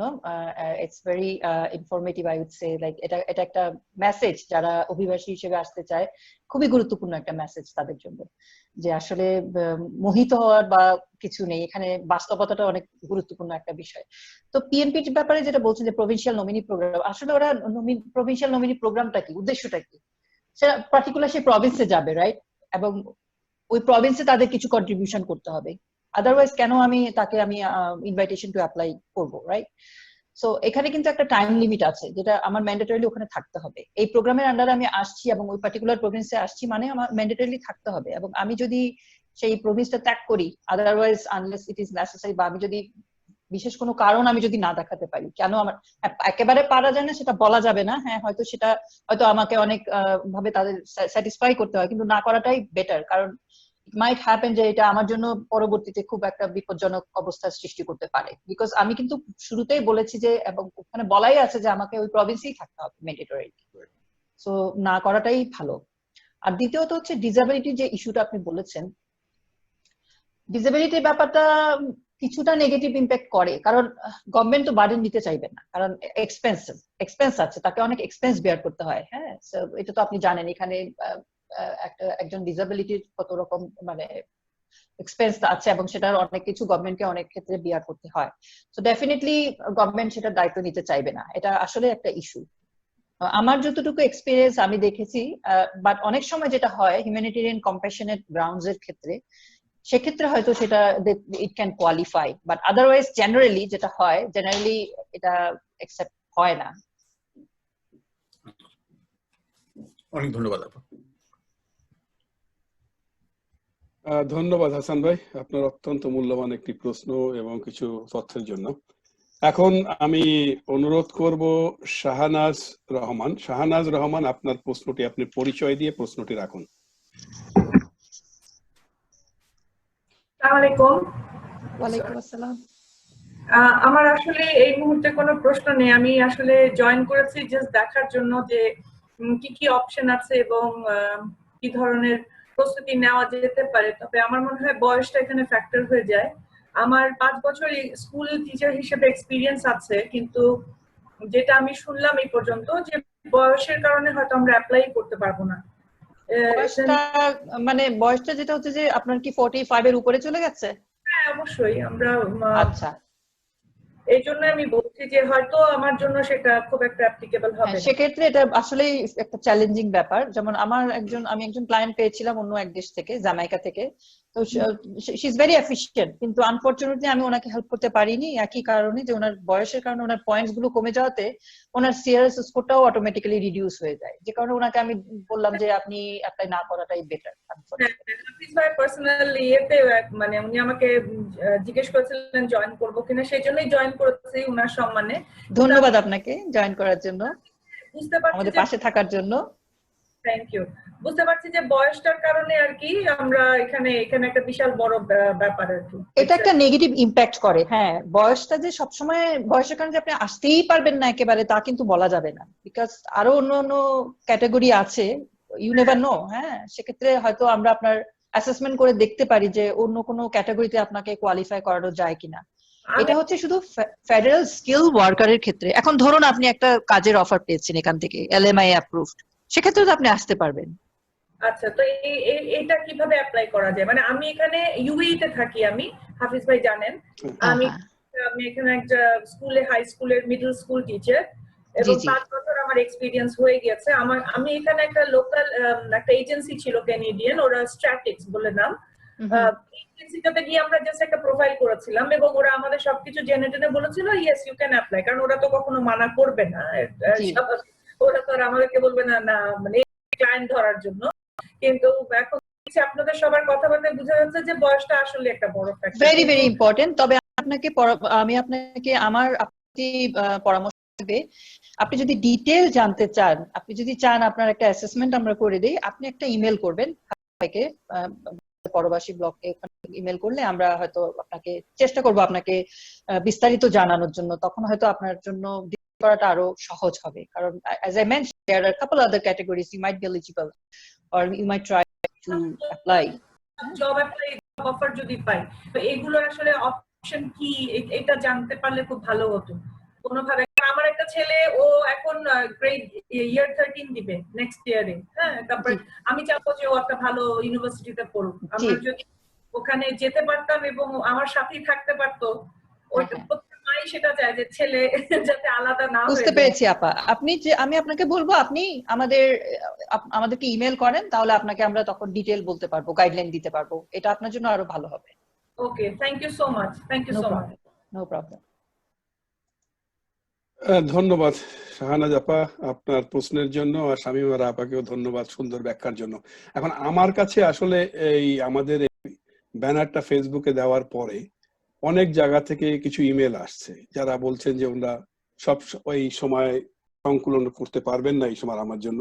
তাই তাদের পক্ষ থেকে আপার কাছে আমার একটা প্রশ্ন ছিল, হয়তো উনি শুনছেন অথবা পরে দেখে নেবেন। উনি একজন বলেছেন, একজন যখন স্টুডেন্ট ভিসা নিয়ে আসে যদি কেউ এদেশে, পরে তার পার্মানেন্ট রেসিডেন্স হওয়ার সম্ভাবনা কতটুকু? বললাম প্রথমে স্টুডেন্ট ভিসা নিয়ে যখন ডিসকাস করলাম, সেটা হচ্ছে যে ফার্স্ট থিং যেটা দেখতে হবে যে উনি কি ধরনের কোর্স করেছেন। এখন এটা যদি 2 বছর মেয়াদী একটা গ্রাজুয়েট প্রোগ্রাম হয় বা 2 বছর মেয়াদী সার্টিফিকেট প্রোগ্রামে সেটা করেন, ডিপ্লোমা করেন, 2 বছর মেয়াদী ডিপ্লোমা বা গ্রাজুয়েট প্রোগ্রাম করেন, সেক্ষেত্রে উনি কিন্তু এলিজিবল হচ্ছেন কিসের জন্য? পোস্ট গ্রাজুয়েট ওয়ার্ক পারমিটের জন্য, যেটা আরো 3 বছর ওনাকে কানাডাতে থাকতে দিবে। এবারে 3 বছর কানাডায় উনি কাজ করলেন পোস্ট গ্রাজুয়েট ওয়ার্ক পারমিট নিয়ে। এই কাজ সম্পন্ন করার পরে মিনওয়াইল তিনি কিন্তু অনেক এক্সপেরিয়েন্স গ্যাদার করেছেন। দেন সেই অবস্থাতে যদি জব কন্টিনিউ করতে থাকেন, উনি কিন্তু তখন কানাডিয়ান এক্সপেরিয়েন্স ক্লাসের আন্ডারে অ্যাপ্লাই করতে পারেন। আমি মনে করি এটা একটা পজিটিভ দিক, যদি তিনি ডেজিগনেটেড ইনস্টিটিউশনে অ্যাডমিশন নিয়ে আসেন এবং 2 বছর মেয়াদী একটা কমপ্লিট কোর্স করেন সাকসেসফুলি, পরবর্তীতে ওয়ার্ক পারমিট নিয়ে থাকেন এবং এই সমস্ত কাজগুলো শেষ করে তিনি অ্যাপ্লাই করতে পারবেন সিসি আন্ডারে। ধন্যবাদ আপা। আমি দুটো রিকোয়েস্ট আছে, কিন্তু আমি কাউসার ভাই এবং ইসলাম সাহেব আপনাদের প্রশ্নগুলি নেওয়ার আগে একটু ক্ষমা চেয়ে নিচ্ছি এই জন্য যে আরো 2 জন বা 3 জন আছেন এখানে অনুষ্ঠানে যারা শুরু থেকে অপেক্ষা করছেন। আপনাদের অনুমতি নিয়ে আমি ওনাদের প্রথম প্রশ্নটা গ্রহণ করি, তারপরে দ্বিতীয় পর্যায়ে আমি আপনাদের কাছে ফিরে আসবো। আমার মনে হয় সেটাই যুক্ত হবে, কারণ ওনারা অনেকক্ষণ থেকে অপেক্ষা করছে। তো এই অবস্থায় আমি প্রথমে অনুরোধ করতে চাই মিস্টার তন্ময় দাস, আপনি যদি থাকেন এখন মিস্টার তন্ময় দাস, আপনি আনমিউট করে আপনার প্রশ্নটি করতে পারেন। হ্যালো, জি বলুন। হ্যালো, আসসালামু আলাইকুম, আমি তন্ময় বলছি। আর আমার কোশ্চেন ছিল হচ্ছে এখান থেকে পিয়ারশিপ নিয়ে যাওয়ার মানে কানাডার পিয়ারশিপ পাওয়ার পর আমি প্যারেন্টস মানে আমার প্যারেন্টসদের জন্য কি মানে অ্যাপ্লাই করতে পারবো ভিসা বা এখানে থাকার কোনো ব্যবস্থা কি হবে? হ্যাঁ, আপনি পার্মানেন্ট রেসিডেন্স নিয়ে যখন কানাডাতে আসবেন, আপনি তো অলরেডি পার্মানেন্ট রেসিডেন্স এসেছেন। এখন আপনি পার্মানেন্ট রেসিডেন্স নিয়ে আসার পরে আপনার প্যারেন্টস আসতে পারে বিভিন্ন ক্যাটাগরিতে। একটা সহজ ক্যাটাগরি যেটা হচ্ছে যে 6 মাসের কম সময়ের জন্য ওনারা কিন্তু ভিজিটর ভিসাতেই আসতে পারে, আপনাকে ভিজিট করতে আসতে পারে। সেক্ষেত্রে কিছু রিকোয়ারমেন্টস আছে, সেগুলো ফুলফিল করতে হবে। আবার আরেকটা যেটা আছে ওটা বর্তমানে বন্ধ আছে, parent grand parent super visa, যেটা ওটা বন্ধ আছে। ওটা আবার যখন চালু করা হবে সেক্ষেত্রেও হতে পারে, সেক্ষেত্রে ওরা যেটা হতে পারে ওরা ফ্রিকুয়েন্টলি আসা যাওয়া করতে পারবেন। তো there are couple other ways when you are PR here in Canada. Okay, thank you. No problem. সাথে থাকুন, হয়তো আপনার অন্য কারো প্রশ্নের উত্তর আপনাকে আরো বিস্তারিত কিছু ইনফরমেশন দিতে পারবেন। আমার মনে হয় শুরু থেকে জাকির ভাইকে আমাকে এখনো জিজ্ঞাসা করা হয় নাই। জাকির ভাইয়ের কাছে কি কোনো প্রশ্ন যদি থাকেন, আমি পরবর্তী মানে পার্টিসিপেন্টে যাওয়ার কাছে আমি জাকির ভাইকে প্রশ্ন করতে চাই। আপনার যদি কোনো প্রশ্ন থাকে আপনি আপাকে জিজ্ঞাসা করেন। হাফিজ ভাই, আমার মনে হচ্ছে যে এখানে আরেকজনের প্রশ্ন আছে, ওনার প্রশ্নটাই আমরা আগে নিই। আমার ধন্যবাদ, খুব বেশি ধন্যবাদ। আচ্ছা, তাহলে আমি মনে হয় এখন জনাব আলম, আপনি অনেকক্ষণ অপেক্ষা করছেন। জনাব আলম, আপনি যদি এখনো আমাদের সাথে থেকে থাকেন, আপনার মাইক্রোফোনটি মিউট করে আনমিউট করে আপনি আসুন। আসসালামু আলাইকুম, আমি আলম বলছি। সো এখানে এই যে একটা বড় একটা দেখা যাচ্ছে, তা আমার ওয়াইফ একটা ব্যাংকে কাজ করেন, উনি 37 ইয়ার্স এরকম, আর আমার এজটা 45 ক্রস করলো, 48 এর দিকে। কাজে আমরা কি কোনো স্বামী অপার কাছে জানতে চাই যে কোন এরিয়াতে করলে, আমি একটা এনজিওতে কাজ করছি যে কান্ট্রি রিপ্রেজেন্টেটিভ, এবং ও আছে ব্যাংকের ভাইস ফার্স্ট ভিপি আর কি, ভাইস প্রেসিডেন্ট। সো এক্সপেরিয়েন্স দিক থেকে আমরা we are okay, but in terms of age probably it will be a factor. So is there any other way? তো আপনার প্রশ্নের জন্য আমার মনে হয় এই বিষয়টা আমি কভার করেছি, সেটা হচ্ছে যে বয়স আসলে একটা গুরুত্বপূর্ণ in terms of points. So আপনার ওয়াইফের যেহেতু বয়স কম, আমি বলবো সেক্ষেত্রে ওনারই প্রিন্সিপাল অ্যাপ্লিক্যান্ট হওয়া উচিত।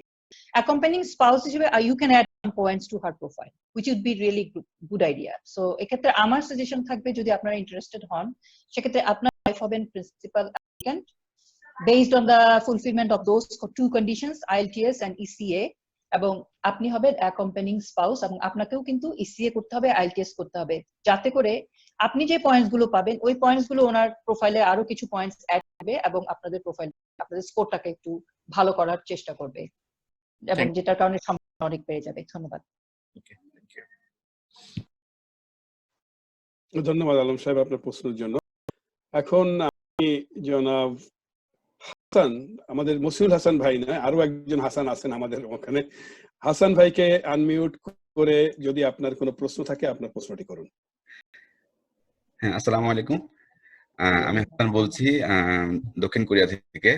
আমি দক্ষিণ কোরিয়াতে স্কলারশিপ পেয়েছি। তো এখানে মোটামুটি মাস্টার্স শেষ করার পরে আমার একটা ইচ্ছা যে আমি কানাডাতে অ্যাপ্লাই করব। সেক্ষেত্রে কানাডাতে কোনো সরকারি স্কলারশিপ বা মানে ফান্ড এর ক্ষেত্রে কিভাবে যাওয়া সম্ভব, বা কিভাবে এই মানে এই ফান্ডিং এর ব্যাপারটা যে কিভাবে সম্ভব আর কি, এটা জানতে চাচ্ছি। আপনি কি আরেকটা মাস্টার্স প্রোগ্রামের জন্য করছেন না পিএইচডি না না করবেন?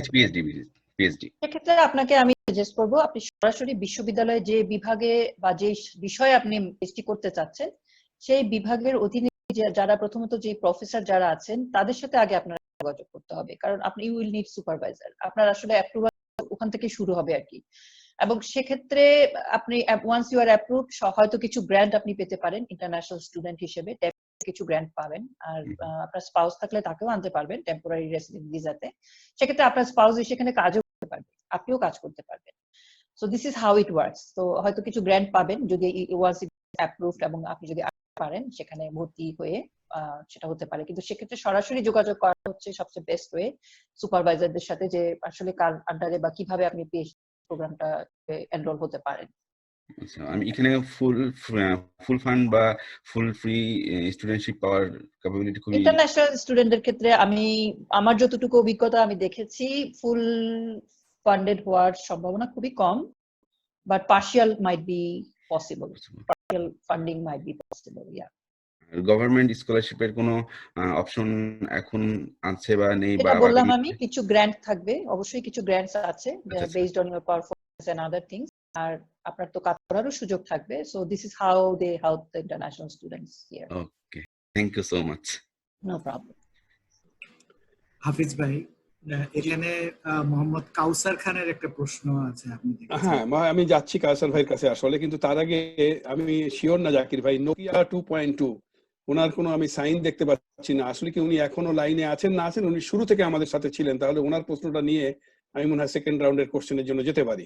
আমি একটু জিজ্ঞাসা করে দেখি নোকিয়া 2.2 আপনি যদি লাইনে থাকেন তাহলে আপনি কথা বলুন, না হলে আমরা পরবর্তী পার্টিসিপেন্টের কাছে যাই। আমার মনে হয় না উনি আছেন। সো কায়সার ভাই, আপনাকে অনুরোধ করব আনমিউট করেন, করে আপনার মূল্যবান প্রশ্নটি রাখেন। আসসালামু আলাইকুম। ওয়ালাইকুম আসসালাম। জি ম্যাডাম, আমার সেকেন্ড টাইম কোশ্চেন হলো স্কুলিং ভিসা যেটা চাইল্ডদের জন্য বা বেবিদের জন্য। আমার ছেলেটা গ্রেড 4 শেষ করে এবার গ্রেড 5 এ উঠেছে একটা ইংলিশ মিডিয়াম স্কুল থেকে। সেই ক্ষেত্রে আসলে রিকোয়ারমেন্টটা কি অ্যাপ্লাই করার জন্য, যে গ্রেড 5 এর জন্য কানাডাতে চাইল্ড স্কুলিং ভিসা যেটা, সেটাতে কি কি রিকোয়ারমেন্ট বা ফাইনান্সিয়াল কি সাপোর্ট দেখাতে হবে? অবশ্যই ফাইনান্সিয়াল সাপোর্ট লাগবে। ফাইনান্সিয়াল সাপোর্টটাই হচ্ছে first thing. Proof of fund, আপনার সাফিসিয়েন্ট ফান্ড থাকতে হবে যেটা আপনি, এবং এখানে যে আপনার বাচ্চা থাকবে, আপনি যে থাকবেন অ্যাকম্পানিং প্যারেন্ট হিসেবে, সেই এক্সপেন্সটা বিয়ার করার মতো আপনার ক্যাপাবিলিটি আছে কিনা সেটাই ফার্স্ট থিং আপনাকে প্রুভ করতে হবে। আর অবশ্যই একই রকম যে অ্যাকসেপ্টেন্স, যেটা লেটার অফ অ্যাকসেপ্টেন্স আমরা বলি, admission, offer of admission school থেকে অ্যাপ্রুভড হতে হবে যে স্কুলে অ্যাডমিশনটা পেয়েছি কিনা। এটার উপর বেস করেই কিন্তু টিআরভিটা দেওয়া হবে। এবং টিআরভিটা দেওয়া হবে কিসের উপর? আরো কিছু ফ্যাক্টর, যেটা হচ্ছে ফার্স্ট থিং হচ্ছে আপনার proof of fund, and then হচ্ছে যে আপনি কানাডাতে অ্যাডাপ্ট করতে পারবেন, বা আপনার কোনো ফ্যামিলি মেম্বার বা আপনার কোনো ফ্রেন্ডস ফ্যামিলি আছে, আপনি কিছুটা হলো ফ্যামিলিয়ার কানাডার কালচার সম্পর্কে। সো এই বিষয়গুলো ডিটারমাইনিং ফ্যাক্টর হিসেবে কাজ করে। তবে ইনকাম সাপোর্টটা হচ্ছে এখানে ইম্পর্টেন্ট ফ্যাক্টর। ফাইনান্সিয়াল সাপোর্ট যেটা, সেটা অ্যাপ্রক্সিমেটলি কত ডলার বা বাংলাদেশের কত? এটা ডিপেন্ড করবে, এটা কেস বাই কেস। এখানে কিছু বিষয় থাকে, যেমন ফ্যামিলি মেম্বারের, কতজন ফ্যামিলি মেম্বার, বা যে স্কুলে পড়ছে সেখানে ওদের মান্থলি বা অ্যানুয়াল ফিস কত আছে, তারপর এখানে আদার এক্সপেন্সেস, এটা ডিপেন্ড করবে case by case. So exactly কোনো একটা অ্যামাউন্ট বলা যাচ্ছে না এখানে। আচ্ছা আচ্ছা, জি থ্যাংক ইউ। আর আপনাদের ইমেল অ্যাড্রেসটা একটু দিয়ে দিন, তাহলে চ্যাট বক্সে দিয়ে দিলে আমরা সিভিটা মেইল এটা করে তো দেব। দেওয়া হবে নিশ্চয়ই, প্রবাসী ব্লগ থেকে আপনি পেয়ে যাবেন। তো আপনি পরবর্তীতে আপনার যদি আরো ডিটেইল জানার ইচ্ছা থাকে সেটা আমরা আপনাকে জানাতে পারবো। জি জি জি ma'am, thank you very much. No problem, thanks. আমাদের ইনবক্সে এখন তো যে কনভারসেশন চলছে, ইনবক্সে সম্ভবত জাকির ভাই ওইটা দিয়েছেন। আপনারা না দিয়ে থাকলে আমি জাকির ভাইকে অনুরোধ করবো, আপার যে কার্ডটা আছে বা আমাদের যে কন্ট্যাক্ট অ্যাড্রেসটা আছে, এটা হয়তো আপনি ওখানে দিয়ে দিতে পারেন ইনবক্সে, তাহলে ওনারা এখনই এটা কপি করে নিতে পারেন, সরাসরি আপার সাথেও যোগাযোগ করতে পারেন বা আমাদের সাথেও যোগাযোগ করতে পারেন। এখন আমি অনুরোধ করব জনাব কাউসার খান, সম্ভবত উনি আবার প্রশ্ন করতে চেয়েছেন। জনাব কাউসার খানকে ওনার প্রশ্নটি রাখার জন্য।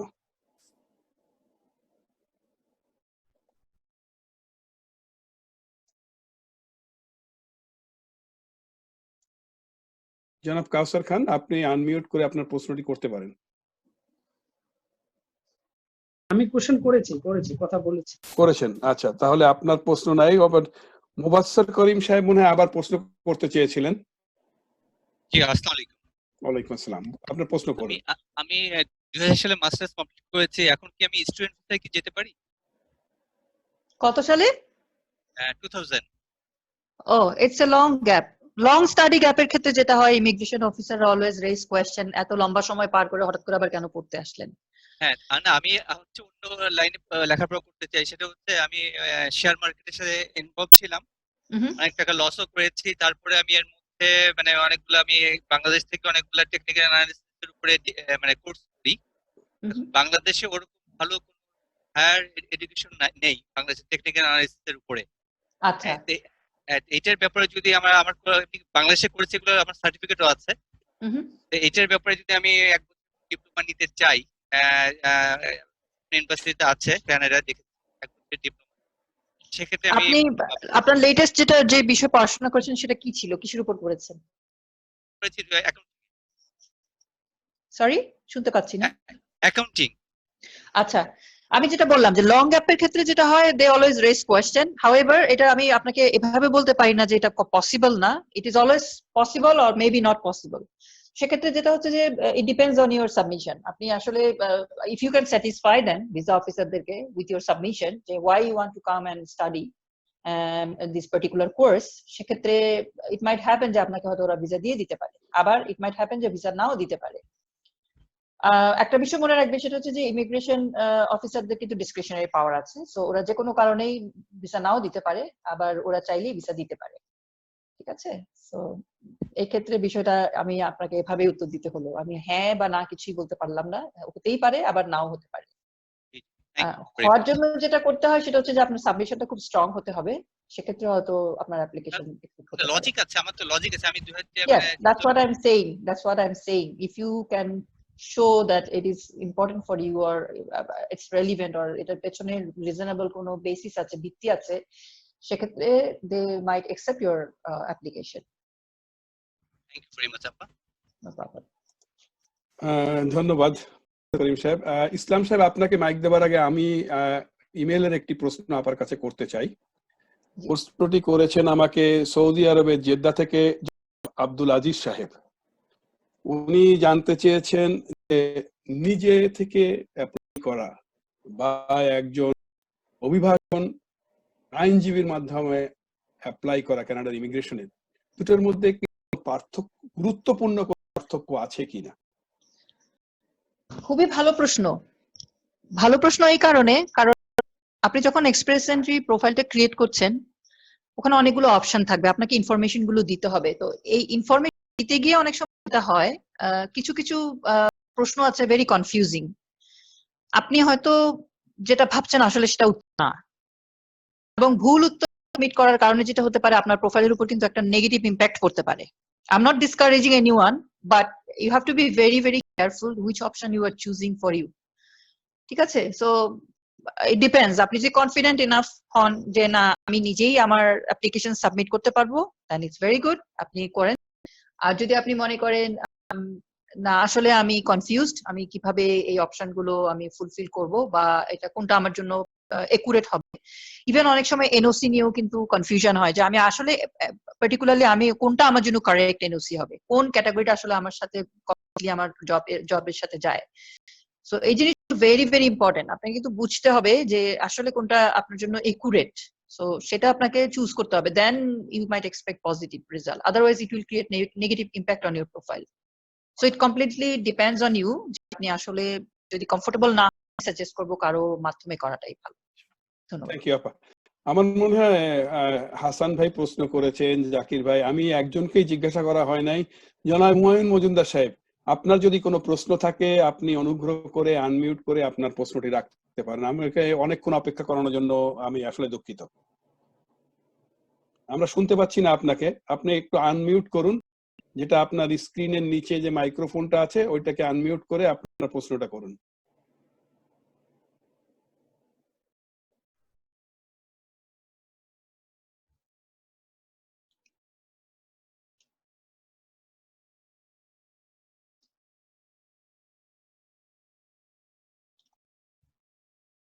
অপেক্ষা করছি আপনার জন্য, আমি দেখতে পাচ্ছি আপনি চেষ্টা করছেন। আর যদি মনে করেন যে আমরা আপনার কাছে ফিরে আসবো, তাহলে আমি অন্য প্রশ্ন নিতে পারি। তার আমি শুনতে পাচ্ছি না মজুমদার সাহেব আপনাকে। আমার মনে হয় আপনার মাইক্রোফোনটা অ্যাডজাস্ট হওয়ার পরে আমি আপনার কাছে ফিরে আসবো। তো জাকির ভাইয়ের কাছে যাওয়ার আগে আমি একটু সম্ভবত MS ইসলাম সাহেবের একটা প্রশ্ন ছিল, উনি আবারও যে হাত তুলেছিলেন। তো ইসলাম সাহেব আপনি আপনার প্রশ্নটি করুন। আমার প্রশ্নটা হচ্ছে প্রফেশনাল ডিগ্রি যেমন CMA, সিমা অথবা CFA এগুলো কোনো এডিশনাল পয়েন্ট যোগ করে কিনা? Professional degree, not necessarily.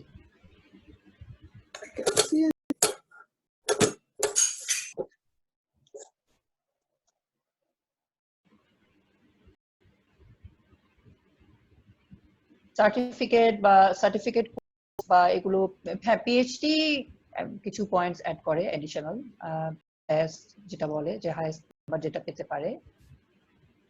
আমি শুনতে পাচ্ছি আপনার কথা। না, আমি উত্তর দিয়েছি, ধন্যবাদ। আচ্ছা, ধন্যবাদ। তো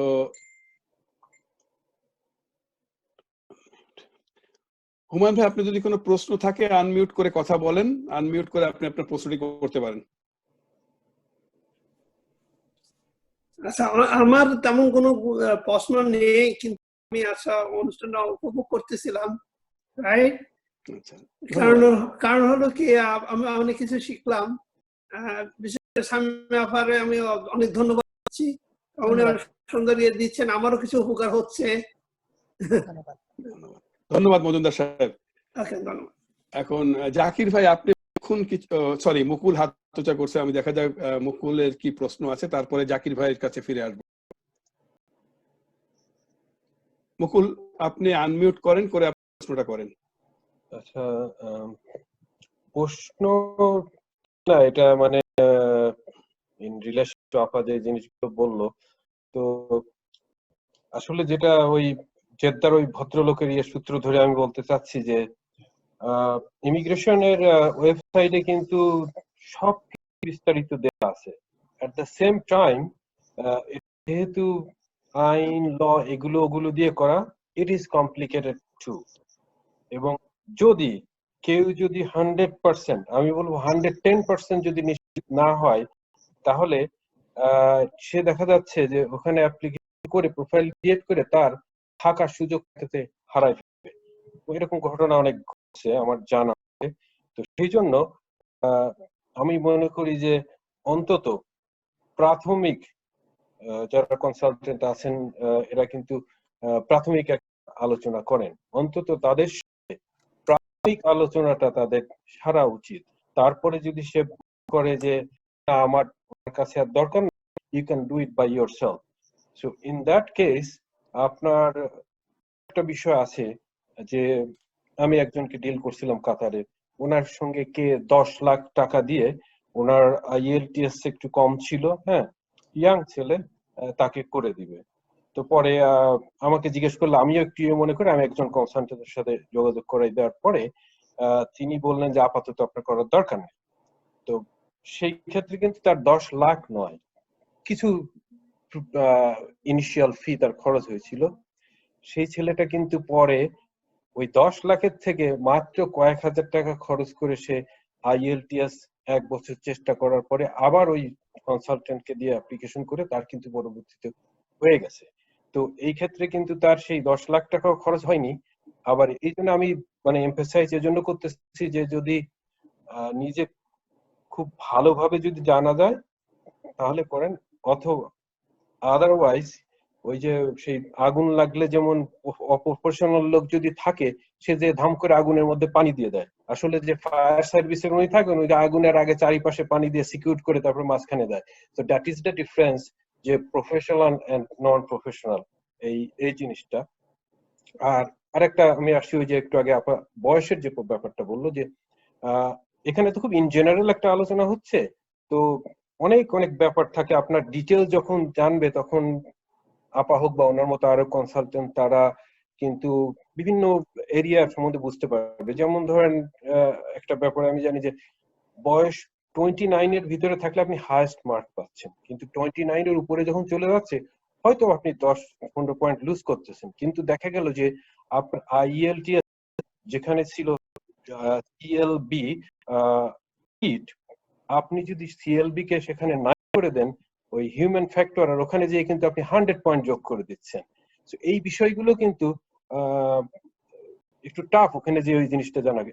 এই কারণে যারা এগুলো করতেছেন, এই যে আপা বা ওনার মতো যারা আছেন, ওনারা তো রেগুলার এগুলি করেন এবং এগুলো অভিজ্ঞতা। এই জন্য এই ডিটেল যদি ওনাদের সাথে আলোচনা করা যায়, মানে এখানে আমরা অল্প কিছু আলোচনা করলাম ব্যক্তিগতভাবে, মানে পার্সন টু পার্সন, সেক্ষেত্রে আপনাদের উপকার হবে। তো এই বিষয়টা জানানোর জন্য আর কি আমি বললাম, আমার প্রশ্ন কোনো কিছু ছিল না। হ্যাঁ, তো ঠিক আছে। আমি প্যানেলের কাছে জাকির ভাই এবং হাসান ভাইয়ের কাছে জিজ্ঞাসা করতে, আপনাদের যদি কোনো প্রশ্ন থাকে আপনারা করেন, না হলে আমার একটা ইমেইলের প্রশ্ন আছে, আমি আপনার কাছে যাব। জি, আমার প্রশ্নটা হলো ওর সাথে এই যে হচ্ছে প্রফেসর যদি আমাকে ফান্ড পার্শিয়াল দিতে চাই, সেক্ষেত্রেও কি আমাকে ব্যাংক অ্যাকাউন্ট দেখাতে হবে, মানে একটা নির্দিষ্ট অ্যামাউন্ট? হ্যাঁ, অ্যাজ ইন্টারন্যাশনাল স্টুডেন্ট অলওয়েজ তাকে ফান্ডের যেটা প্রুফ অফ ফান্ড স্যাটিসফাই করতে হবে, যেটা পার্টিকুলার রিকোয়ারমেন্টস আছে সেটা আপনাকে সবসময় ফুলফিল করতে হবে। জি, ধন্যবাদ। আচ্ছা, এখন আমি মনে হয় আমার প্রশ্নটা আপনার কাছে রাখতে পারি। আমার প্রশ্ন ছিল একটা, পেয়ে গেলাম যে স্টুডেন্টদের আসলে একজন জানতে চেয়েছিলেন যে তার কি কোনো নির্দিষ্ট অ্যামাউন্ট অফ ফান্ড দেখাতে হবে কিনা, যেটা আপনি বললেন যে হ্যাঁ হবে। আর ইমেলে একটা প্রশ্ন ছিল কুয়েত থেকে জনাব হামিদ মজুমদার,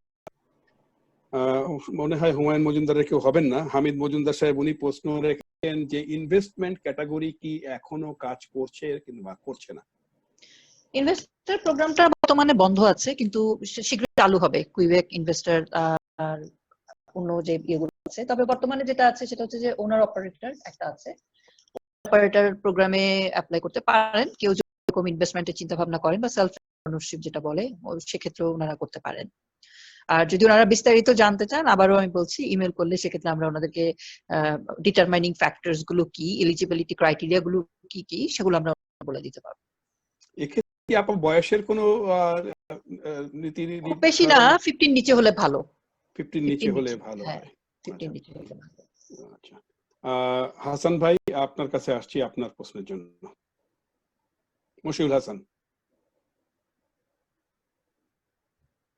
ভাই মশিউল হাসান ভাই, আনমিউট করে আপনি আপনার প্রশ্ন রাখতে পারেন আপনার কাছে। না হাফিজ ভাই, আমার কোনো নাই আসলে। Thank you. আচ্ছা, তাহলে আমার মনে হয় আমরা সবার প্রশ্নগুলি পেয়েছি। জাকির ভাই যদিও কোনো প্রশ্ন রাখেন নাই, আমি ভাইকে অনুরোধ করব। এখন আপনার জন্য জাকির ভাই। প্রশ্ন একই অবস্থা আমাদের আসলে এই ওয়েবিনার সম্পর্কে ফেসবুক এবং সোশ্যাল মিডিয়াতে দেওয়ার পর অনেকেই আসলে প্রশ্ন রেখেছেন। তার মধ্যে আমি একটা শেয়ার করতে পারি যেটা স্টুডেন্ট ভিসা রিলেটেড, এবং আপনি আমাদের কনফার্ম করতে পারেন যে আপা আলোচনার সময় বলেছেন যে 2 বছর যদি এখানে কেউ ডিপ্লোমা পড়াশোনা করেন তাহলে আপনার ওয়ার্ক পারমিট ওনারা পেতে পারেন। এখন অনেকের প্রশ্ন যদি শর্ট কোর্সে আসে, যেমন 1 বছরের কোনো ডিপ্লোমা অথবা 1 বছরের সার্টিফিকেট কোর্স, এক্ষেত্রেও কি আসলে তার পারমিট 3 হবে কিনা, 3 ইয়ার্স হওয়ার জন্য আসলে কত সময় দরকার, কতদিন পড়াশোনা করা দরকার, এটা একটা প্রশ্ন।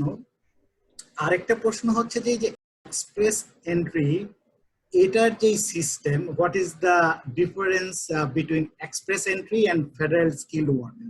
কারণ কি ফেডারেল স্কিল্ড ওয়ার্কার প্রোগ্রামেও পয়েন্ট 100 পয়েন্টস এর মধ্যে, আবার হচ্ছে যে এক্সপ্রেস এন্ট্রিতেও আসলে এরকম পয়েন্ট। তো সেখানে আসলে কোনটাকে কিভাবে কন্ট্রিবিউট করে? আর শেষের দিকে আমি শুধু একটা সমস্যা বলা যেতে পারে যে আমার অভিজ্ঞতা থেকে আমি বলি যে ল্যাঙ্গুয়েজের স্কোর বাড়ানোর জন্য, পয়েন্ট বাড়ানোর জন্য, যেহেতু কানাডার অফিসিয়াল ল্যাঙ্গুয়েজ ইংলিশ এবং ফ্রেঞ্চ, কেউ চাইলে বিশেষ করে যারা বাংলাদেশ থেকে যদি আসতে চান এবং ওনারা মনে করেন যে ল্যাঙ্গুয়েজের পয়েন্টটা বাড়াবেন, সেক্ষেত্রে হয়তো ফ্রেঞ্চ ল্যাঙ্গুয়েজও কিন্তু করতে পারেন, সেক্ষেত্রে ওই ল্যাঙ্গুয়েজ থেকেও আসলে পয়েন্ট আসবে। জি আপা। আমি যেটা বললাম যে মিনিমাম আপনার স্টাডি প্রোগ্রামে যেটা বলছেন যে পোস্ট গ্রাজুয়েট ওয়ার্ক পারমিট পাওয়ার জন্য, সো পোস্ট গ্রাজুয়েট ওয়ার্ক পারমিটের জন্য আসলে মিনিমাম যেটা আমরা এক্সপেরিয়েন্স থেকে আমি যেটা দেখেছি, ফুল কমপ্লিট কোর্স হতে হবে। এটা সার্টিফিকেট বলেন বা ডিগ্রি বলেন, সেটা ফুল কোর্স হতে হবে, এবং এটা কোনো ফাউন্ডেশন কোর্স হওয়া যাবে না। এবং 2 বছরের তাকেই বেশিরভাগ ওরা দেয় 3 বছরের পোস্ট গ্রাজুয়েট ওয়ার্ক পারমিট দেওয়ার ক্ষেত্রে। সো একজন স্টুডেন্ট যখন 2 ইয়ার্স গ্রাজুয়েট প্রোগ্রাম কমপ্লিট করে, বা সেটা ডিপ্লোমা হতে পারে, গ্রাজুয়েট প্রোগ্রাম হতে পারে, সেটা কমপ্লিট করার পরে তার সম্ভাবনা থাকে 3 বছরের পোস্ট গ্রাজুয়েট ওয়ার্ক পারমিট পাওয়ার। এটা একটা। আর ফেডারেল স্কিল ওয়ার্কার যেটা বললেন, ওটা তো এক্সপ্রেস এন্ট্রি স্ট্রিমেরই একটা পার্ট। যেমন ফেডারেল স্কিল ট্রেড একটা আছে, ফেডারেল স্কিল ওয়ার্কার একটা আছে। সো এক্সপ্রেস এন্ট্রির আন্ডারেই তো সবকিছু। আর কি পার্টিকুলারলি কিছু প্রশ্ন, মানে ফেডারেল স্কিল ওয়ার্কারের তো আমরা জানি যে পয়েন্ট বেস, যেটা হচ্ছে 67 মিনিমাম 67 আপনাকে কোয়ালিফাই করতে হবে, এবং যেটা কিনা এক্সপ্রেস এন্ট্রি স্ট্রিমের আন্ডারে, আগে যেটা আলাদা ছিল এটাকে এক্সপ্রেস এন্ট্রি স্ট্রিমের আন্ডারে নিয়ে আসা হয়েছে, এটাকে যাতে আরো ত্বরান্বিত করা যায়, ফাস্ট এন্ড করা যায় প্রসেসটাকে, সে কারণে। ধন্যবাদ। আমি কি উত্তর দিতে পেরেছি? হ্যাঁ, জি ধন্যবাদ। সিরাজুম মুনিরা আবার হাত উঁচু করেছেন, উনি কিছু বলতে চান। সিরাজুম মুনিরা, আপনি আনমিউট করে কথা বলুন প্লিজ। আসসালামু হাফিজ ভাই। ওয়ালাইকুম আসসালাম ভাই। ওই যে আমি প্রথমে কোশ্চেন করেছিলাম, আরেকটু কোশ্চেন জানার ছিল শামীম আপনার কাছে। ফার্স্ট অফ অল যে মানে আমি বলেছিলাম আমি ব্যাংকার, 7+ এক্সপিরিয়েন্স আছে।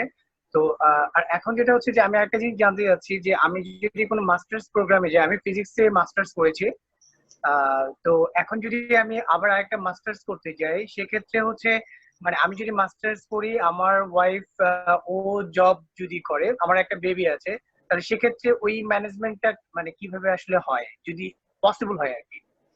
মাস্টার্স এর আমি ওই হয় কি, যেটা স্টাডি পারমিটের ক্ষেত্রে ওরা যদি লং গ্যাপ দেখে, সেক্ষেত্রে হয়তো আপনি লেটার অফ অ্যাকসেপ্টেন্স পেলেও ভিসা পাওয়াটা আপনার জন্য একটু চ্যালেঞ্জিং হয়ে যাবে। আচ্ছা, কোনো ভাবে যদি ভিসাটা আপনি পেয়ে যান, আপনি যদি আসতে পারেন, সেক্ষেত্রে অবশ্যই আপনার অ্যাকম্পানিং স্পাউস তারা আসতে পারবে, কিন্তু সেক্ষেত্রে এবং উনি ওয়ার্ক পারমিটও পাবেন, উনি কাজও করতে পারবেন আপনার স্পাউস। তাহলে আপনি এখানে পড়াশোনা করছেন, আপনারও কাজ করার, পার্ট টাইম কাজ করার সুযোগ থাকবে। তো বিষয়টা এখানে। আচ্ছা, আরেকটা কোশ্চেন ছিল, একটু কমপ্লিমেন্টারি কোশ্চেন, যে আমি যদি মানে এফএসডব্লিউ আর পিএনপি তে যাই, মানে একটু যদি আইডিয়া দেওয়া যেত, মানে আসলে ফাইন্যান্সিয়ালি আমরা কতটা আসলে সলভেন্ট হতে, মানে প্রুফ অফ ফান্ড দেখাতে হয়, এরকম টাইপের কিছু আছে যে কতটুকু দেখাতে হবে আর কি? এটা ডিপেন্ড করবে। আপনারা হচ্ছেন কতজন ফ্যামিলি মেম্বার বললেন? আমরা আমরা 3 জন। আমার বেবি বয় আছে 3+, আর আমার ওয়াইফ, আমি 3 জন। আচ্ছা, আপনারা যদি 3 জনের হন, সেক্ষেত্রে $25,000 থেকে $30,000 মতো।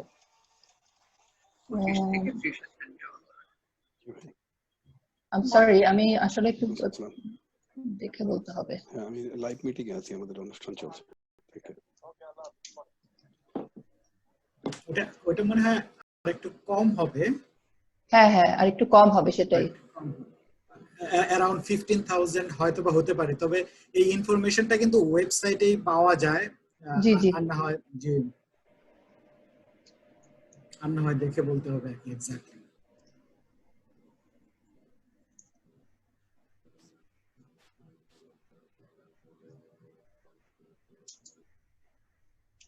আপনার যদি আরো পার্টিকুলার কোনো কোয়েশ্চেন থাকে, আমি বলবো ইটস অলওয়েজ বেটার আপনি ইমেল করেন। ইমেল করলে আমরা আপনাকে ডিটেইল জানাবো। হ্যাঁ, আপনার হচ্ছে টু ফ্যামিলি মেম্বার, তো $16,135 বর্তমানের যেটা আছে আর কি আপনাকে দেখাতে হবে। আর 3 পার্সন মেম্বার হলে আপনার যেটা হচ্ছে যে 19,836। ঠিক আছে আপা, থ্যাংক ইউ ভেরি মাচ। আচ্ছা, ধন্যবাদ ভাই। এখন আমি ইসলাম সাহেব, আপনি প্রশ্ন করতে চেয়েছিলেন, MS ইসলাম, আপনার বললেন যে দ্বিতীয় প্রশ্ন আছে, যদি আপনার প্রশ্ন থাকে আপনি প্রশ্ন করুন ভাই। না, আমি প্রশ্নটা করছি, তবে আরেকটা জিনিস ছিল, ম্যাডাম প্রথম থেকে একটু করে বলছিল যে জব গ্যারান্টি বা ওই ব্যাপারে একটু বলবেন, ওইখানে যে জব একটা কনফার্ম করে যাওয়ার ব্যাপারে বা যখন ভিসাটা হবে ওইটার ব্যাপারে কোনো আইডিয়া কি দিবেন? আপনি কোনো জব অফার যদি পান, কোনো রিক্রুটিং এজেন্সির মাধ্যমে যদি আপনি কোনো জব অফার পান, অনেকে আছে যারা জব অফার পেয়ে এসেছে। ফার্স্ট থিং আপনি যেটা রিভিউ করবেন সেটা জানবেন ওদের কাছ থেকে, সেটা এলএমআই অ্যাপ্রুভ কিনা। That is very very important. এইটা এলএমআই অ্যাপ্রুভ হলে, ওদের যদি এলএমআই নাম্বার থাকে, মিনিং ইটস গ্যারান্টেড। এই জিনিসটাই খালি খেয়াল করবেন। আর পরবর্তীতে বাকি যেগুলো আছে সেগুলো তো আপনি বুঝতে পারবেন। বাট জব অফার কেউ যদি আপনাকে দেয়, কেউ যদি বলে হ্যাঁ এটা guaranteed job offer, then definitely you have to ask about the LMI approval and LMI number for the recruiter, I mean for the employer. আচ্ছা, এলএমআই নাম্বারটা ক্রস করা বা চেক করার কোনো অপশন কি আছে আমাদের হাতে? ওদের একটা ডকুমেন্ট আছে, ওরা আপনাকে দিবে, সেটা থেকে আপনি জানতে পারবেন। আচ্ছা, ধন্যবাদ। হ্যাঁ মুকুল, আপনার প্রশ্নটি আপনি করুন। আচ্ছা, প্রশ্ন হলো কি, মনে হয় অনেক আগে কেউ কোশ্চেন করছিল যে আপার ঢাকায় কোনো অফিস আছে কিনা, এটা কেউ একজন জানতে চাইছিল একটু আগে। জি, আমার ঢাকায় একটা অফিস আছে। আপনারা চাইলে আমি অফিস অ্যাড্রেসটা আমি দিয়ে দিব। এক্স্যাক্টলি এটা হচ্ছে, এটা কি বলবো আমি, এটা আমি গেলে ওখানে আমি অফিস করি আর কি, বিষয়টা ওরকম। বা ওখানে লোকজন আছে, চাইলে ওই মাধ্যমে যোগাযোগ করতে পারেন।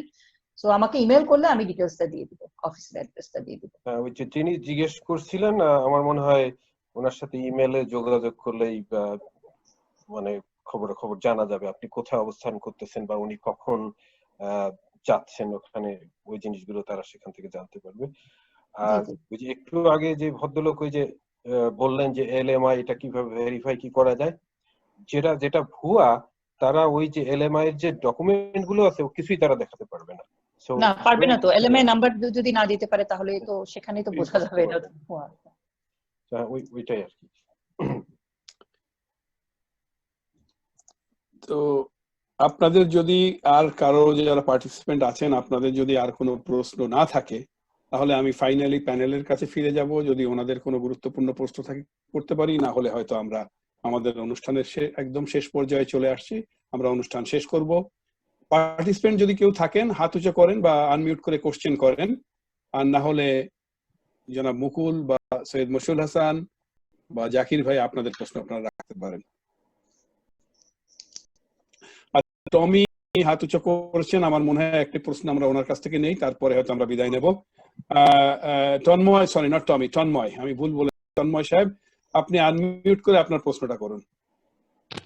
আসসালামু আলাইকুম, আমি একটা কোশ্চেন করতে চাচ্ছিলাম। হচ্ছে আমার অনার্স ছিল 3 ইয়ার্স এর ক্যালকাটা ইউনিভার্সিটি থেকে, আর আমি মাস্টার্স অলরেডি করেছি, আরেকটা মাস্টার্স করার চিন্তা করতেছি ফার্দার মাস্টার্স এর জন্য। তো 3 ইয়ার্স এর যেই 3 ইয়ার্স যেই বিবিএটা ছিল, এটা কি কোনো ব্যাড ইমপ্যাক্ট পড়বে কিনা এটাতে? না, কেন ফার্দার মাস্টার্স আপনি সাকসেসফুলি কমপ্লিট করেছেন, রাইট? হ্যাঁ, কিন্তু এটা 3 ইয়ার্স এর ছিল, দ্যাটস ওয়াই অনেক জায়গায় 4 ইয়ার্স এর বলে, সেজন্য। ইটস ওকে, প্রোগ্রাম যদি 3 ইয়ার্স এ থাকে আপনার তো কিছু করার নাই। সেটা ওরা যেটা দেখে, মোস্ট ইম্পর্টেন্টলি যেটা দেখে, whether it was a designated learning institution এবং whether you have successfully completed the program, whether it was a full time program. আপনি ফুল টাইম প্রোগ্রামে ছিলেন, রাইট? ইয়েস, ফুল টাইম, ইট ওয়াজ আ ফুল টাইম। এটা full time ছিল, এটা designated learning centre ছিল এবং you have completed it successfully, right? এই তিনটা কন্ডিশন আপনি ফুলফিল করেছেন। আপনি এখন বর্তমানে কোথায় আছেন, বাংলাদেশে নাকি কানাডাতে? হ্যাঁ, আমি এখন বাংলাদেশে আছি। আচ্ছা আচ্ছা, না আমার মনে হয় না এটা কোনো, আমার মনে হয় না আর কি, but again it is always the discretion, but আমার মনে হয় না এটা কোনো ব্যাড ইমপ্যাক্ট করবে। আচ্ছা, ধন্যবাদ। ধন্যবাদ। বিজ্ঞ প্যানেল, আপনাদের কোনো প্রশ্ন আছে? হাফিজ ভাই, আমার কোনো প্রশ্ন নাই, আমি শুধু ধন্যবাদ জানাতে চাই শামীমা আপাকে, যিনি যথেষ্ট ব্যস্ততার মধ্যে আমাদেরকে সময় দিয়েছেন, এবং বিভিন্ন পার্টিসিপেন্ট যারা বিভিন্ন দেশ থেকে আমাদের এই অনুষ্ঠানে অংশ নিয়েছেন, সবাইকে অনেক অনেক ধন্যবাদ। সবাই ভালো থাকুন, সুস্থ থাকুন, এবং আগামীতে আবার ফিরে আসবো এই প্রতিশ্রুতি রইল। এটা নির্ভর করে আপনারা কিভাবে আমাদের অনুষ্ঠান গ্রহণ করেছেন। আমার মনে হয় আপা কিছু বলবেন, এবং আমি আপাকে আমি আন্তরিকভাবে কৃতজ্ঞ পরবাসী ব্লগের প্রতি, এবং বিশেষভাবে কৃতজ্ঞ হাফিজ ভাই, মুকুল ভাই, মশহুল হাসান ভাই, জাকির ভাই, আপনারা যারা আমাকে অনুপ্রাণিত করেছেন লাইভে আসার জন্য, আপনাদের সাথে কাজ করার জন্য। এটা আসলেই আমার জন্য অনেক একটা বিশেষ সুযোগ ছিল কাজ করার বা মানুষকে সহযোগিতা করার, যাদের আসলেই কিছু সহযোগিতা দরকার অভিবাসনের ক্ষেত্রে। I would like to say I look forward to it in future. আপনাদের যদি কোনোভাবে আমি এভাবে আপনাদের কোনো কাজে আসতে পারি, আপনাদেরকে এইভাবে অংশগ্রহণ করে, সেটা আমার জন্য আসলেই একটা চরম মানে বলবো এটা বিশেষ বা পরম পাওয়া যেটা বলে সেটা হবে। আমি অত্যন্ত অনুপ্রাণিত এবং আন্তরিকভাবে আপনাদের কাছে কৃতজ্ঞ।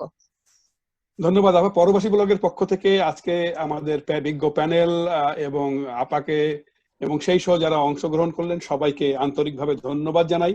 আগামীতে ফিরে আসার প্রতিশ্রুতি রইল, অবশ্য নির্ভর করে আপনারা যদি চান।